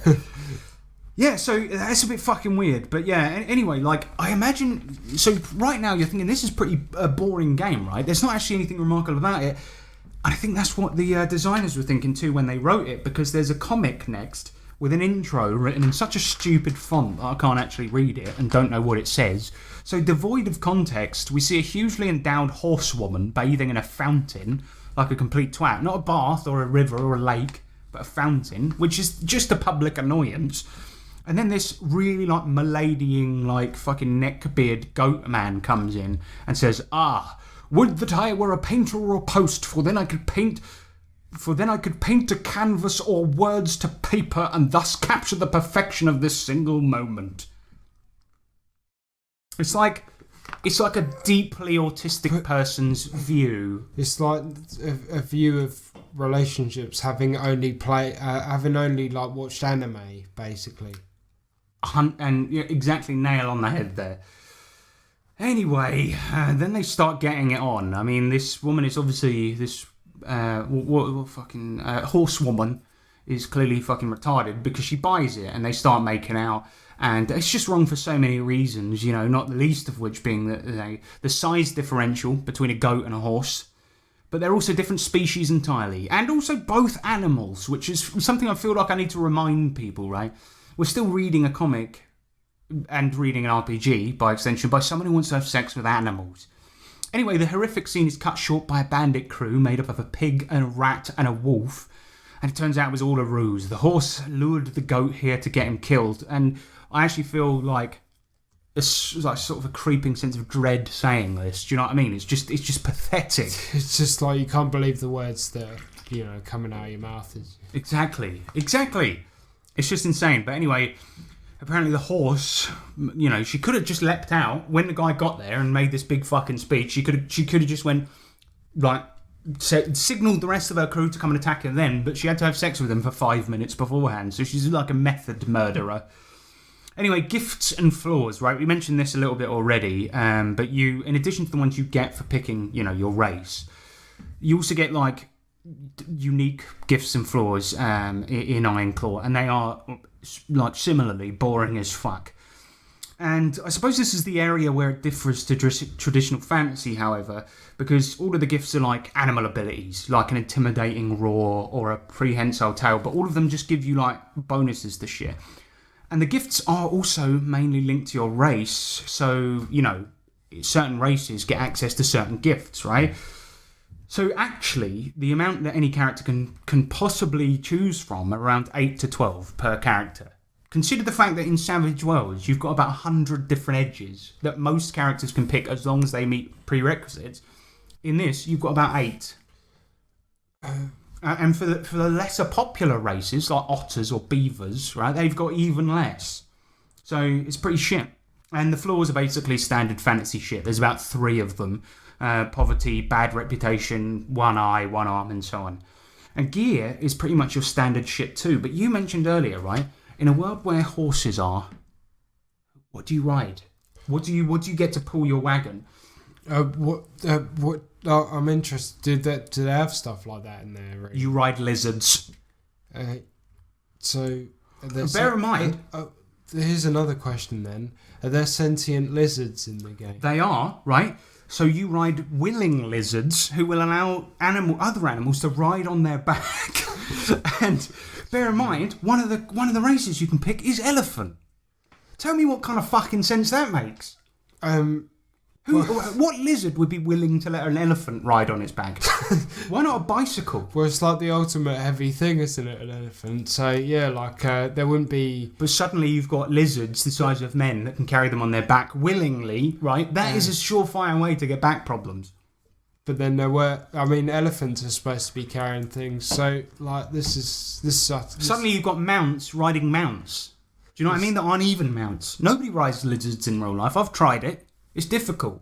It's very hard, even when you're very small. It's to be. But like I was saying, like you could just use, one of those bikes with the sit-down compartment on the back, where somebody pedals it in the front. Why not just have those in the world? If you wanted a convenient explanation for the reason horses don't ride other horses, why not just have bikes in the fucking setting or something? Do you know what I mean? But it's like just ride on a lizard.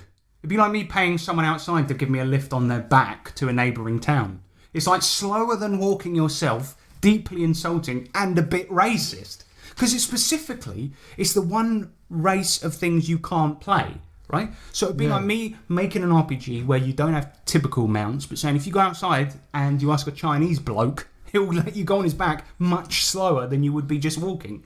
Yeah, it's pretty much like that. I mean, they're the only race in the entire game you can't really play as, and they're mounts now. They're just slaves. Yeah. Just slaves from a different race. I mean, that is fucking beautiful, isn't it? And what's worse, this also raises the question of what these animals eat. If there's no meat, right? Wait, no, because surely there'd be acceptable forms of meat that they could eat. What? Like bugs. But, like, put it this way, in a D&D game, it's not a fucking problem, right? Because in D&D, even if you play a game with all anthropomorphic characters, you've still got things like goblins, trolls. There's a difference between animal and monster, right? Yeah, there is, yeah. But in this, there really isn't. So so the thing you eat is also lizards. But surely... you eat lizards. Surely in this world, there'd be, like, farm animals or something. Like, cows would be something that you can't play as, so... They'd be cow. But then you get into the whole realm of denying people's personas, because you can't play a cow, but you can't play a lizard. You ride them and eat them. That's what you fucking do. So why don't they like lizards that much? Because we actually spoke about this on a break a second ago, and it's because there's a subset of the furry community called scalies, whose personas are lizards. Okay. Now, forgive me if I'm wrong here, but it seems like the premise of Ironclaw sort of fell apart the second that anyone tried to make sense of it. Do you know what I mean?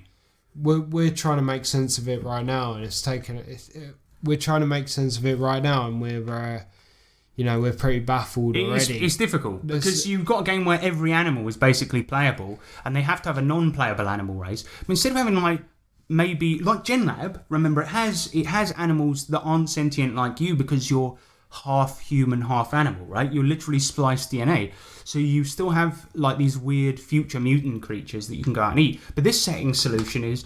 Well, we don't have horses to pull wagons, so lizards do. We don't have meat to eat, so you eat the lizards also. I think for every sort of setting thing, there's a question. Whereas GenLab sort of nipped that in the bud quite nicely by having that sort of human splicing thing going on. It's like a battle between your animal side and your human side because you're an experiment. Like it's a pretty simple way around it.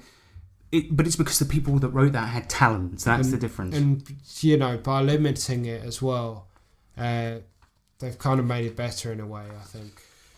Yeah, well, exactly. And it kind of seems like, to me, as I said, the premise kind of fell apart once you started asking questions. Like, the developers, one of them went to the other one, hang on, we can play horses in this game, but what do the horses ride on? I don't know, a lizard. But also the fact that horses have to run about on 2 legs, right, because they're anthropomorphic horses, slows them down. They're actually shitter than normal horses. And it's a very horse-based game. That word is starting to lose all meaning. But anyway, the game then goes on to explain how it works. So the GM sets a difficulty by choosing a dice. He then rolls against the appropriate skill from the player, and this determines if he wins or loses. So the higher the dice, the better you are at the task, and the higher the GM's dice, the more difficult the task is. Which isn't a terrible mechanic at all, but magic in this game is just as dull and uninspired as the rest of the game. It's basically fantasy shit, really. You have elementalists who manipulate elements, white magic, black magic, and thaumaturgy magic. And the game never goes beyond the expected spell list for these. It's exactly what you'd expect. Heal wounds, magic missile, control fire, create water. The usual shit. So here's the question you've got to ask yourself. Why the fuck did they bother? Do you know what I mean? Why is this? Because it doesn't really hit any mark. It doesn't do anything unique, right? Despite the fact that you play as a fucking horse that rides then eats a lizard, right? It doesn't really do anything unique to fantasy. It basically does fuck all that's new. It's just like... They just wanted to cram furry stuff into it, and then everything else was an afterthought. Really. Yeah, totally. And that's the real trouble with it. It's just completely shallow. It does something you already know, right? But much worse, because I'd rather play D&D or Old School Essentials or ICRPG or any one of these things. But the twist on the formula is obviously that you play as animals, and it's so poorly realised, you may as well just play D&D, pick human as a race, for gameplay purposes, and just say my character's a horse. Yeah. It'd be the same fucking game, but better. Yeah, it would be a lot better, yeah. I mean, I think that they just wanted to cram animals into the game and then think of everything else afterwards, to be honest. Well, the biggest part, if we look at the history of the furry fandom, the biggest part of it seems to be hanging out, being a horse, hanging out with your mates who are like beavers or whatever, right? And in a sense, this game is only that. The only thing they concentrated on was, let's make a game where you can be these things. We don't care if it's mechanically interesting, like GenLab, or like even the TMNT game was better than this. Yeah, but they're just then trying to grab that market, really. It's like you say, you could do that in D&D, but better. Yeah, and the focus is make your persona in this RPG. It's not going to be mechanically interesting, but you can make it. And then in D&D, it would be mechanically interesting. Exactly, because, for example, I had at that D&D game I played up the local shop, it was like, one of the guys was the Raven race, whose name I can't fucking remember. And they can't talk. They can only repeat stuff they've heard before, but exactly like a recording. Do you see what I mean? And that's mechanical, like something mechanically interesting. Do you know what I mean? Yeah, it is. That's the way to differentiate this shit. But in this game, it's just like, you're a horse +2 to fucking or whatever. But that's basically it, Sean, for the world of furry RPGs. Those are the main ones available. You mentioned the Star Trek fan game, where it's the crew of the Enterprise, but they're horses. Well, it's the crew. Well, there were dogs in the picture. Well, it's like an alternate universe where the whole Star Trek universe is furry stuff. And basically, this went on for a long time. It was a passion project of a few people that liked Star Trek and liked furry stuff. But in the end, it stopped in 2007. The Angel Fire website was up for a long time. That's a real shame. Of course, it was on Angel Fire though. Like if you go on the Wayback Machine, you can probably find it. I kind of wanted to find that one for this bloody thing, but I unfortunately couldn't find it anywhere, and that would be why, because the Angel Fire site went down. I'm so glad Angel Fire went down, because our old band's page is no longer findable. I'm kind of lucky, really, that we did all of our sort of embarrassing stuff before Facebook and YouTube came out. Well, because I often think this about, the guy that so listeners, we're going to get off topic slightly here, but the guy with the rare video, right? Yeah. I was actually doing that type of shit when I was a teenager, because I was like, I've got a computer, it's technology, you know what I mean? And I remember once I made a floppy disk, and this is a pretty embarrassing story, but you'll remember this. And I was well into fucking Metal Gear when I was in school, right? And I made a floppy disk of I put some emulators on there to play the old MSX Metal Gear 2. And I wanted to have this little disc that had all my Metal Gear files on it. This was when we wanted to take stuff to school in IT class, because we never really actually did anything in IT. We just, especially if you were a family that had a computer growing up, it was pointless. It was such basic shit. So I'd bring emulators on a floppy disk in, right? And I remember I wanted to have, because our dad, R.I.P., rip in peace, he was obsessed with downloading WAVs for some reason. He just had WAVs of weird, Looney Tunes shit and stuff like this. And random rips of A-Team and stuff like that. It was really bizarre, really bizarre. But anyway, I kind of wanted to have, my own collection of WAVs on this disc, but obviously the fucking disc is only 2 megabytes long. So I recorded my own WAV of Metal Gear Solid sound clips. This is so embarrassing. I don't know why I'm saying this. But it was just me doing the death theme from Metal Gear Solid into a shit microphone. Yeah. And these days that would have gone viral on YouTube, and because that fucking guy, so there's this guy that you if you listen to this show, you've probably heard it, a couple of times. It's basically he did some new music for The Legend of Zelda: Ocarina of Time, but he doesn't have any music software, so he just sort of did noises into a microphone. He goes re. It's so bizarre. And I think he thought he was onto something there, really. But if we'd have had the internet at an earlier stage, we would have put this type of shit out there. That's the trouble. I know I would have. Yeah, we would have. I mean, is there any way, you did put, you did have a MySpace page, and you did have music blare out as soon as you enter it, though, Man, I miss those days. I had fucking Papa Roach on there and shit, man. Fucking MySpace. It was such a... But, I can't remember how we really got onto it. Oh, yeah, it was the Star Trek with the Angel Fire site. Sean and I were in a band when we were teenagers called Guitarmageddon. And we had a website, and the funny thing about it is that... Well, we talked a lot of shit, didn't we? I mean, on the website, we had our own forum and stuff, and a lot of people attended it based on the stuff that we said. And it was I remember us sort of upholding the values of true punk music and fuck corporations and shit like this, when we were 13 years old. And then the funny thing is the site sort of fell apart the second they heard any of our music. Yeah, it did. There was a massive load of hits, and then... there was a mass exodus on the forums, and it was a really popular website until the music got posted on there. It was amazing how popular it was. Do you remember that woman that was such a huge fan of everything we put? She would comment on everything, and then suddenly she heard the music and she's like, "Wow, I'm just so fucking disappointed." Well, what did you really expect though to be? But I mean, I'm pretty glad that's gone, because did you hear about the guy that got sent to jail for threatening to kill someone in RuneScape? Do you remember some of the awful stuff I said to the haters on the Guitarmageddon website? I know, I'd be like, I'm yeah. going to fucking find you and I'm going to kill you. Yeah, but back then I suppose we had thicker skin and we just said those things. That's what I miss the early days of the internet, man. It was like the Wild West out there. Yeah, I remember just stumbling on a website that offered credit card fraud for cheap prices. Like, it was fucking great. I mean, we got our fake IDs off the internet. I didn't buy one, you did.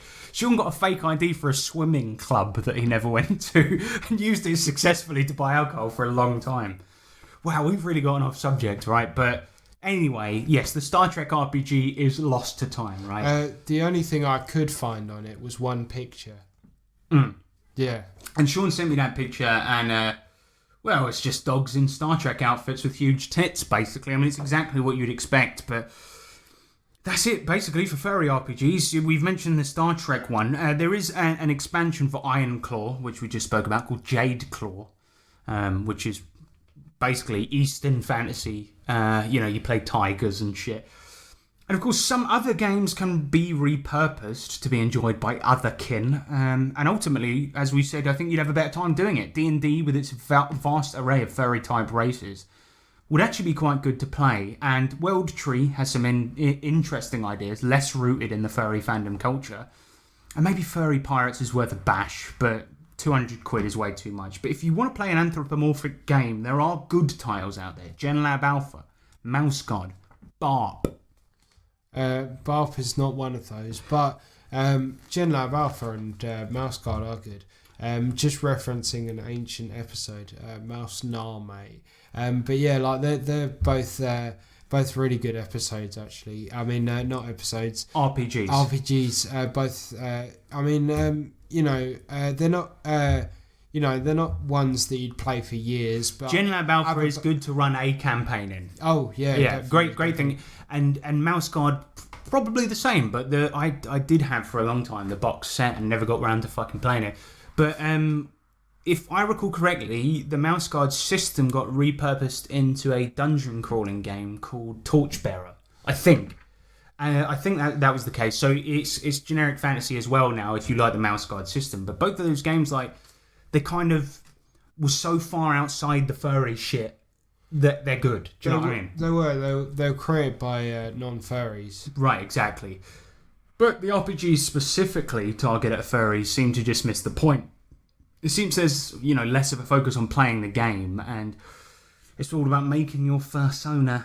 And as a result, it feels often like they forgot to put the fun in. Do you know what I mean? It's like they're more concerned with a bunch of details for making your fursona. And that's basically it. So that's furry RPGs. I've just slammed my papers down. Okay, furry RPGs, yes or no? Mostly no. All right, I mean, furry. I'd say about 99% no. Yeah. Because the thing is that playing as animals is a good idea for a game. Because I'd say GenLab Alpha doesn't actually feel like a furry RPG. I mean, it doesn't, because it doesn't contain the art, the theme, because the themes of furry games are so shallow. It's, I think I'm a horse, I'm going to be a horse. That's it. That's what the furry games consist of. GenLab Alpha, similarly to it's not 1984, Animal Farm, right, is about using animals as a metaphor for certain types of human being, right? Yeah. Even to the point where it's about the struggle between being human and animal. Whereas Iron Claw is about, make this fucking neckbeard beaver that you've always believed you are. Do you want a game to go with that? Yeah, okay, we'll give that to you. But it's basically like Nando's side dish. Yeah, but the character creation, bowl of rice. Even actually, the character creation is still a bit thin. I mean, if you wanted to create your perfect, and I hate to use this word, fursona, D&D is quite expansive on that front. 300 different fucking races. And you can just still play with a bunch of people that just want to be the normal fantasy races. I imagine, because D&D, I'd say it takes about half an hour to create a character. Imagine how detailed and specific you could get in that time. Well, exactly. Especially with the stats you've got, and then you... Yeah, there's a much more... You can build characters in a multitude of ways in D&D. I mean, it's not the best fucking game out there. No, it's but if not. we're just taking it as the standard fucking role-playing game, it's still got more options than Ironclaw has. And even then, they're more interesting than the game made specifically for furries. Okay, in D&D, they might be taken 100% seriously. Like, the Tabaxi aren't meant to be a race for furries. They're just, if you want to play a cat person, like a Khajiit from fucking Skyrim, But mechanically, they're just a little bit better. And if you did want to play it as a furry, you'd have a good time. In fact, the people I played with at the shop did. And they also were quite weird and sexual. Which I thought, that was sort of leading up, like, I was sort of hopeful there. I was, like, leading up to it. And I was like, No, the unfortunate thing, one of them was a 15-year-old boy who... well, I probably should just end that sentence there, but he was a bit fucking weird, basically. A future serial killer in the making. It's unfortunate lack of parenting. Seems that way. Also, he was middle class, so it just goes to... Because, you know why it is? It's because fursuits are really fucking expensive. So, yeah, I don't know, I guess that's what it is. Fursuits are really expensive. The parents are working so hard that they forget about everything else. And then their son just won't shut up. I just want a fursuit, mum, because I want to go yiffing. You're 15. What's yiffing? Don't worry about it. And then that becomes an annoyance. So they buy the fursuit, and then people say, no, but your son is acting very strangely. And then she'll say, no, my son is not acting strangely at all.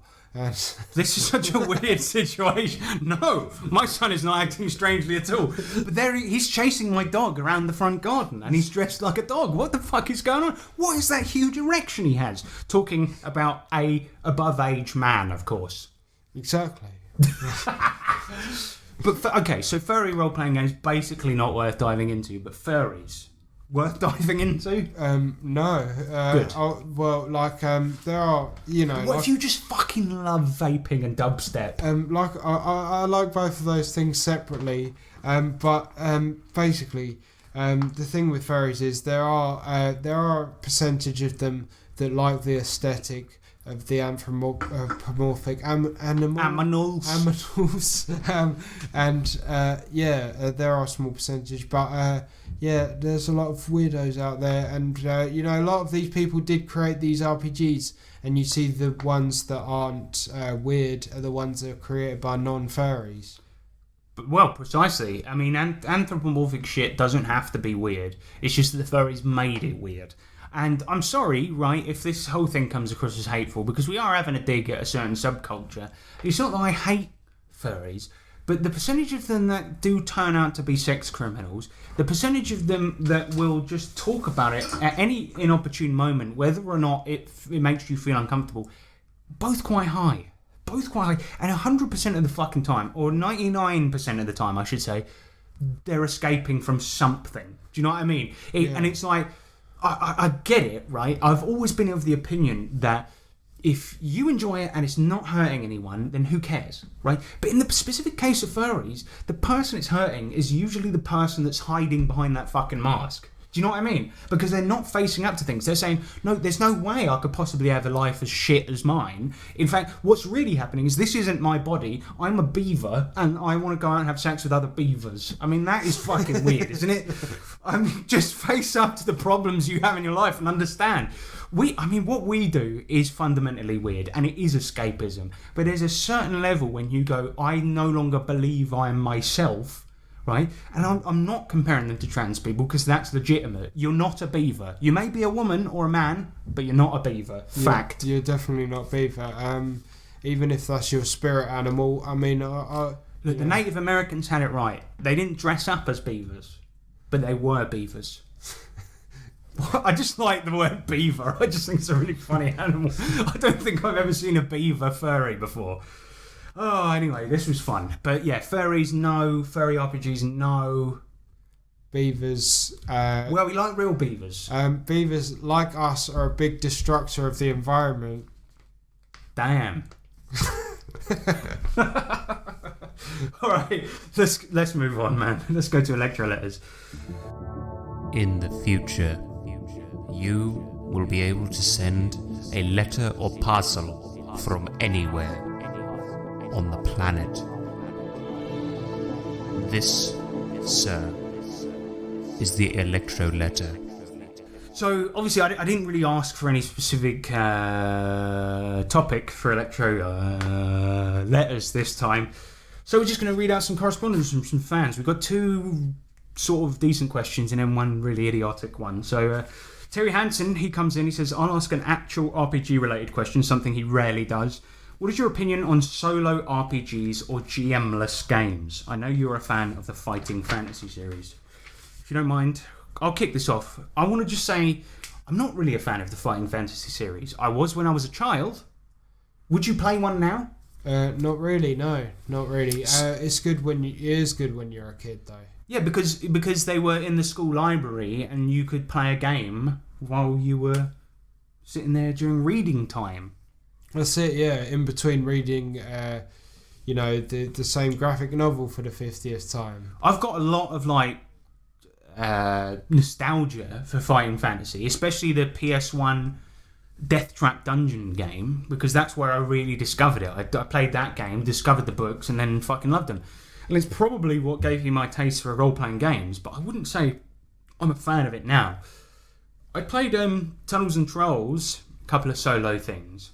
And I don't know if you did this, but you'd often have to have 2d6 to use with the Fighting Fantasy books, right? Yeah. But you never would, because you're in class reading, so you would just auto win every scenario, right? But it would be more about choosing the different options. Yeah.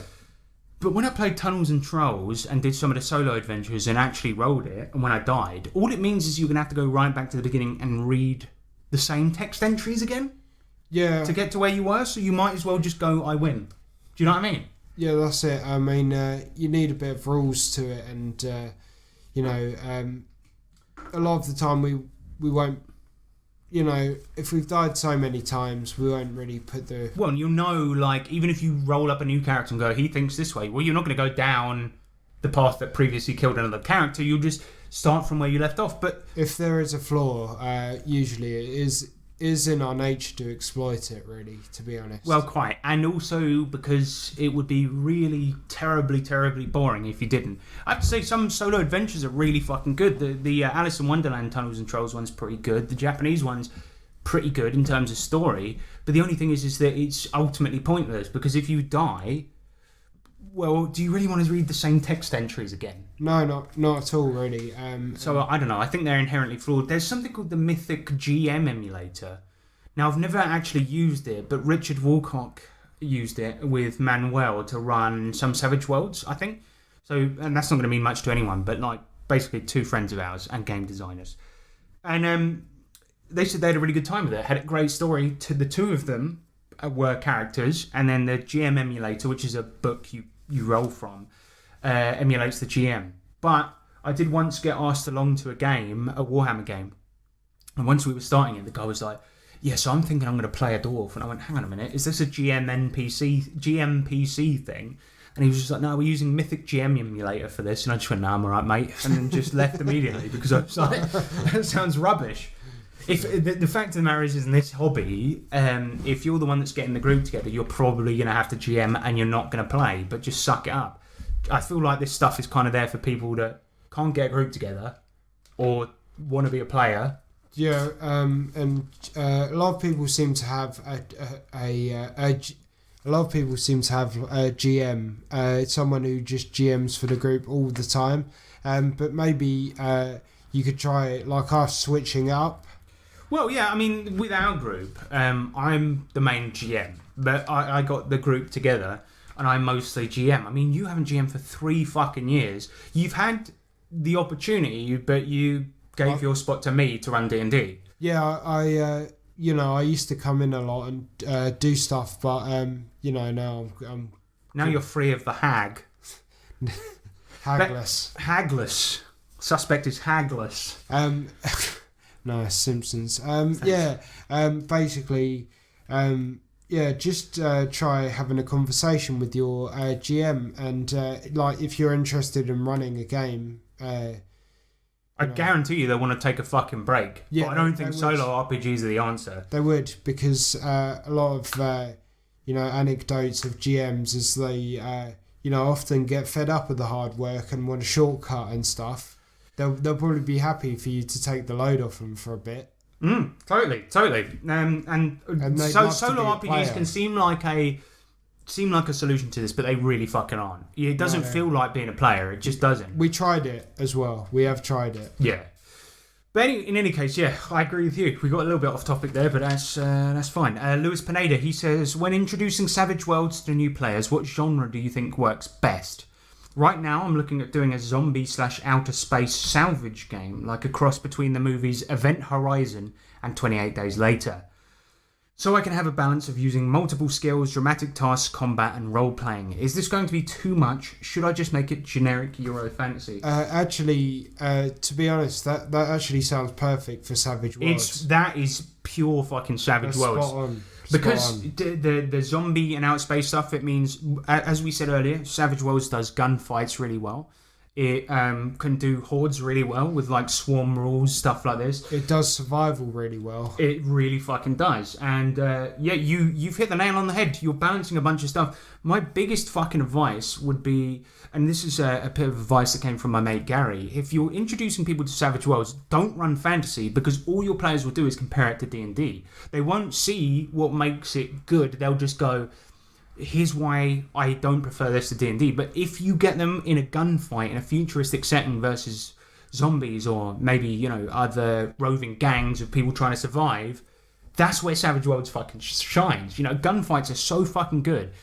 So you introduce that and you'll teach people right away how fucking good Savage Worlds is. I'm sure you'll agree. Yeah, I agree. And a lot of people that have sat down and just played Savage Worlds get into it within 10 minutes. And, this is... I've seen people play D&D for a year and not know how to play it. Do you know what I mean? I didn't. I mean, yeah, I did. I did, but I still had to ask a lot of questions. But run the game you want to run. If you're running something just to appease your players, you're going to get GM burnout really quickly. And the best campaigns come from somebody running something they want to run.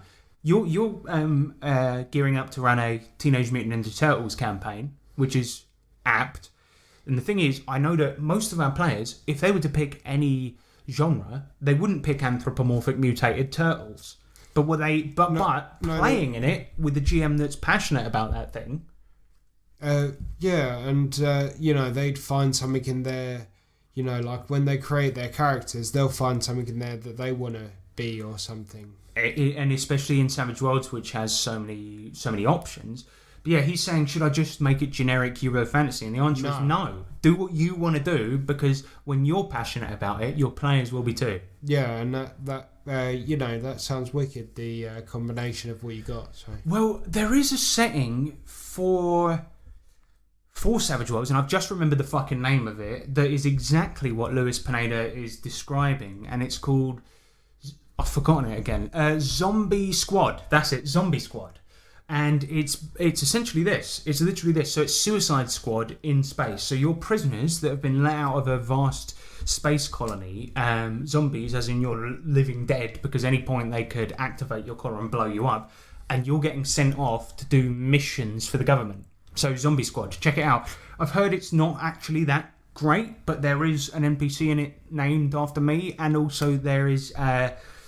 some pretty good ships and character options for that type of campaign. So I would give it a shot. If anything, like a lot of the, a lot of the supplements for Savage Worlds have brilliant ideas in them and stuff. So well, yeah, and you can because they're a ubiquitous system, you can cross pollinate. I mean, look at Firefly. Firefly is basically a Western in space, right? I mean, so exactly. Get Deadlands. Get fucking Zombie Squad, and you've got a fucking great setting in your hands. Like, that's the shit, man. So John Williams, he comes in with the final question here. John Williams, what? The John Williams? Sean, we've made this joke on the podcast before, and he doesn't like it. Oh. It's a John Williams, unfortunately. But we have said this before, and he's like, thank you for comparing my name to the John Williams for the 50,000 composer, yeah. Well, it's kind of like... Do you want to say sorry now, or should we do it when he complains? Well, it's kind of like me, though, because... of course. Because I'm 36 years old, and my name is spelt in the Irish way, and, Sean's name... I've had to roll with it, really. That's such rubbish, man. You had one Chinese guy you used to work for that called you Scene or Shane. A lot of people make fun of my name. Well, good, because you just made fun of John Williams, right? And he's fucking crying. He's crying. Are we cutting this? Or? Possibly. Right. So he comes in with like a bunch of really weird questions. And what I'm going to do is I'm just going to fire them off at you, right? And you just answer them like really quick, succinct answers. All right. How many scrums can you fit into a scrum diddly-umptious? 5. Good answer. Do snozberries really taste like snozberries? No. Why are all British people like Willy Wonka? Because we were all birthed from him. It's a bit of a weird thing to say. And where is that darn chocolate factory? Birmingham. Have you ever thought about how your podcast is the best DCC RPG podcast? Never. It's because it's not yours. It's mine. Will you be doing more musical things in the podcast? I like that you're a guest and you're answering these ones. Will we? Yes. Thank you. Why do you think taking 20 vitamin D supplements leads to a good time? Because... Say something like, what? It's because of our outro. Because of our outro, this leads me to enjoy vitamin D. You're an idiot. You're a fucking idiot. He's making a joke because I say D20s are called with 20 Ds. Yeah, I know, but... Right. Okay, but... Right, but you... That sort of flew off my head. Shut up. Do you think some people just need to lighten up and have a good time? Sometimes. Also, have you ever thought about having someone on the show with a sexy American accent to increase your female demographics? Have you ever thought about that? Hell yeah. No, because Americans sound stupid. Fact. Yeah. See? That was a passing American. We shouldn't drink when we do these, man. Alright, that's it for questions. Thank you very much for sending those in. I'm sorry that John Williams sent in such rubbish ones, but we've insulted him, and that makes up for it, I think. Where's the dagger? It's right here, it's right here, it's right here. Give me the dagger. Thank you. Right, Sean, hit me with the socials. Socials, Facebook. You can go on Facebook to... You can go on Facebook. You can go on Facebook. Don't listen to what people fucking tell you, man. You can go on Facebook. Can they? As long as they're above 13. They can go on Facebook. If you're above the 13 age, you can go on Facebook and you can find the 3T RPG on there. More importantly, you could also, you could like go on other stuff like Simpsons Bought posting, and I do like Simpsons Bought posting, but we're supposed to be promoting the fucking... No, you know what we should be doing is promoting our other podcasts. Okay, yeah. That we update so infrequently. Well, I'm going to promote Teach Me Senpai, which is our anime podcast. That's coming back soon. And if you like this show, you probably like that because we have reviewed hentai on it. Yes, and it was a nightmare. But basically, I'm gonna promote this one, and 3T. What was that? Yeah, I'm gonna promote this one. That's all I'm gonna do. No, this podcast. I'm gonna promote this podcast. What, 3T RPG podcast? Yeah, I'm gonna promote. No, you fucking idiot. We've got another one out there. I have a particular fondness for this particular podcast.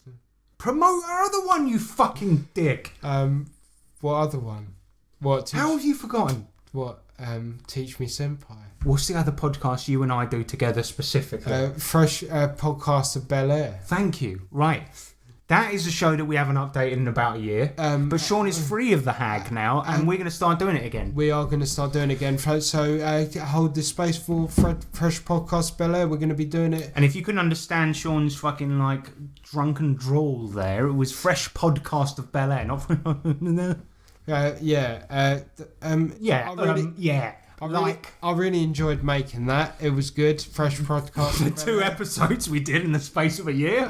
But we are going to start doing that again. So we actually are. We were going to maybe record one tonight, but it's gone on a bit long, hasn't it? So yeah, it has. Yeah. Just give it another year. We'll have episode 3 out. Not a year. No. All right, 6 months. A month. 2 months. 2 months. 2 months. We'll have episode 3 out. Can we promise that? No, we're not promising anything. But this is our statement of intent. Anyway, I've been Harrison Hunt. And I've been Sean Hunt. And just remember that D20s are cool, but taking 20 vitamin D supplements, well, I mean, you're just going to get diarrhea. Goodbye, everyone. But then you take the gonorrhea to get rid of the diarrhea. Nice.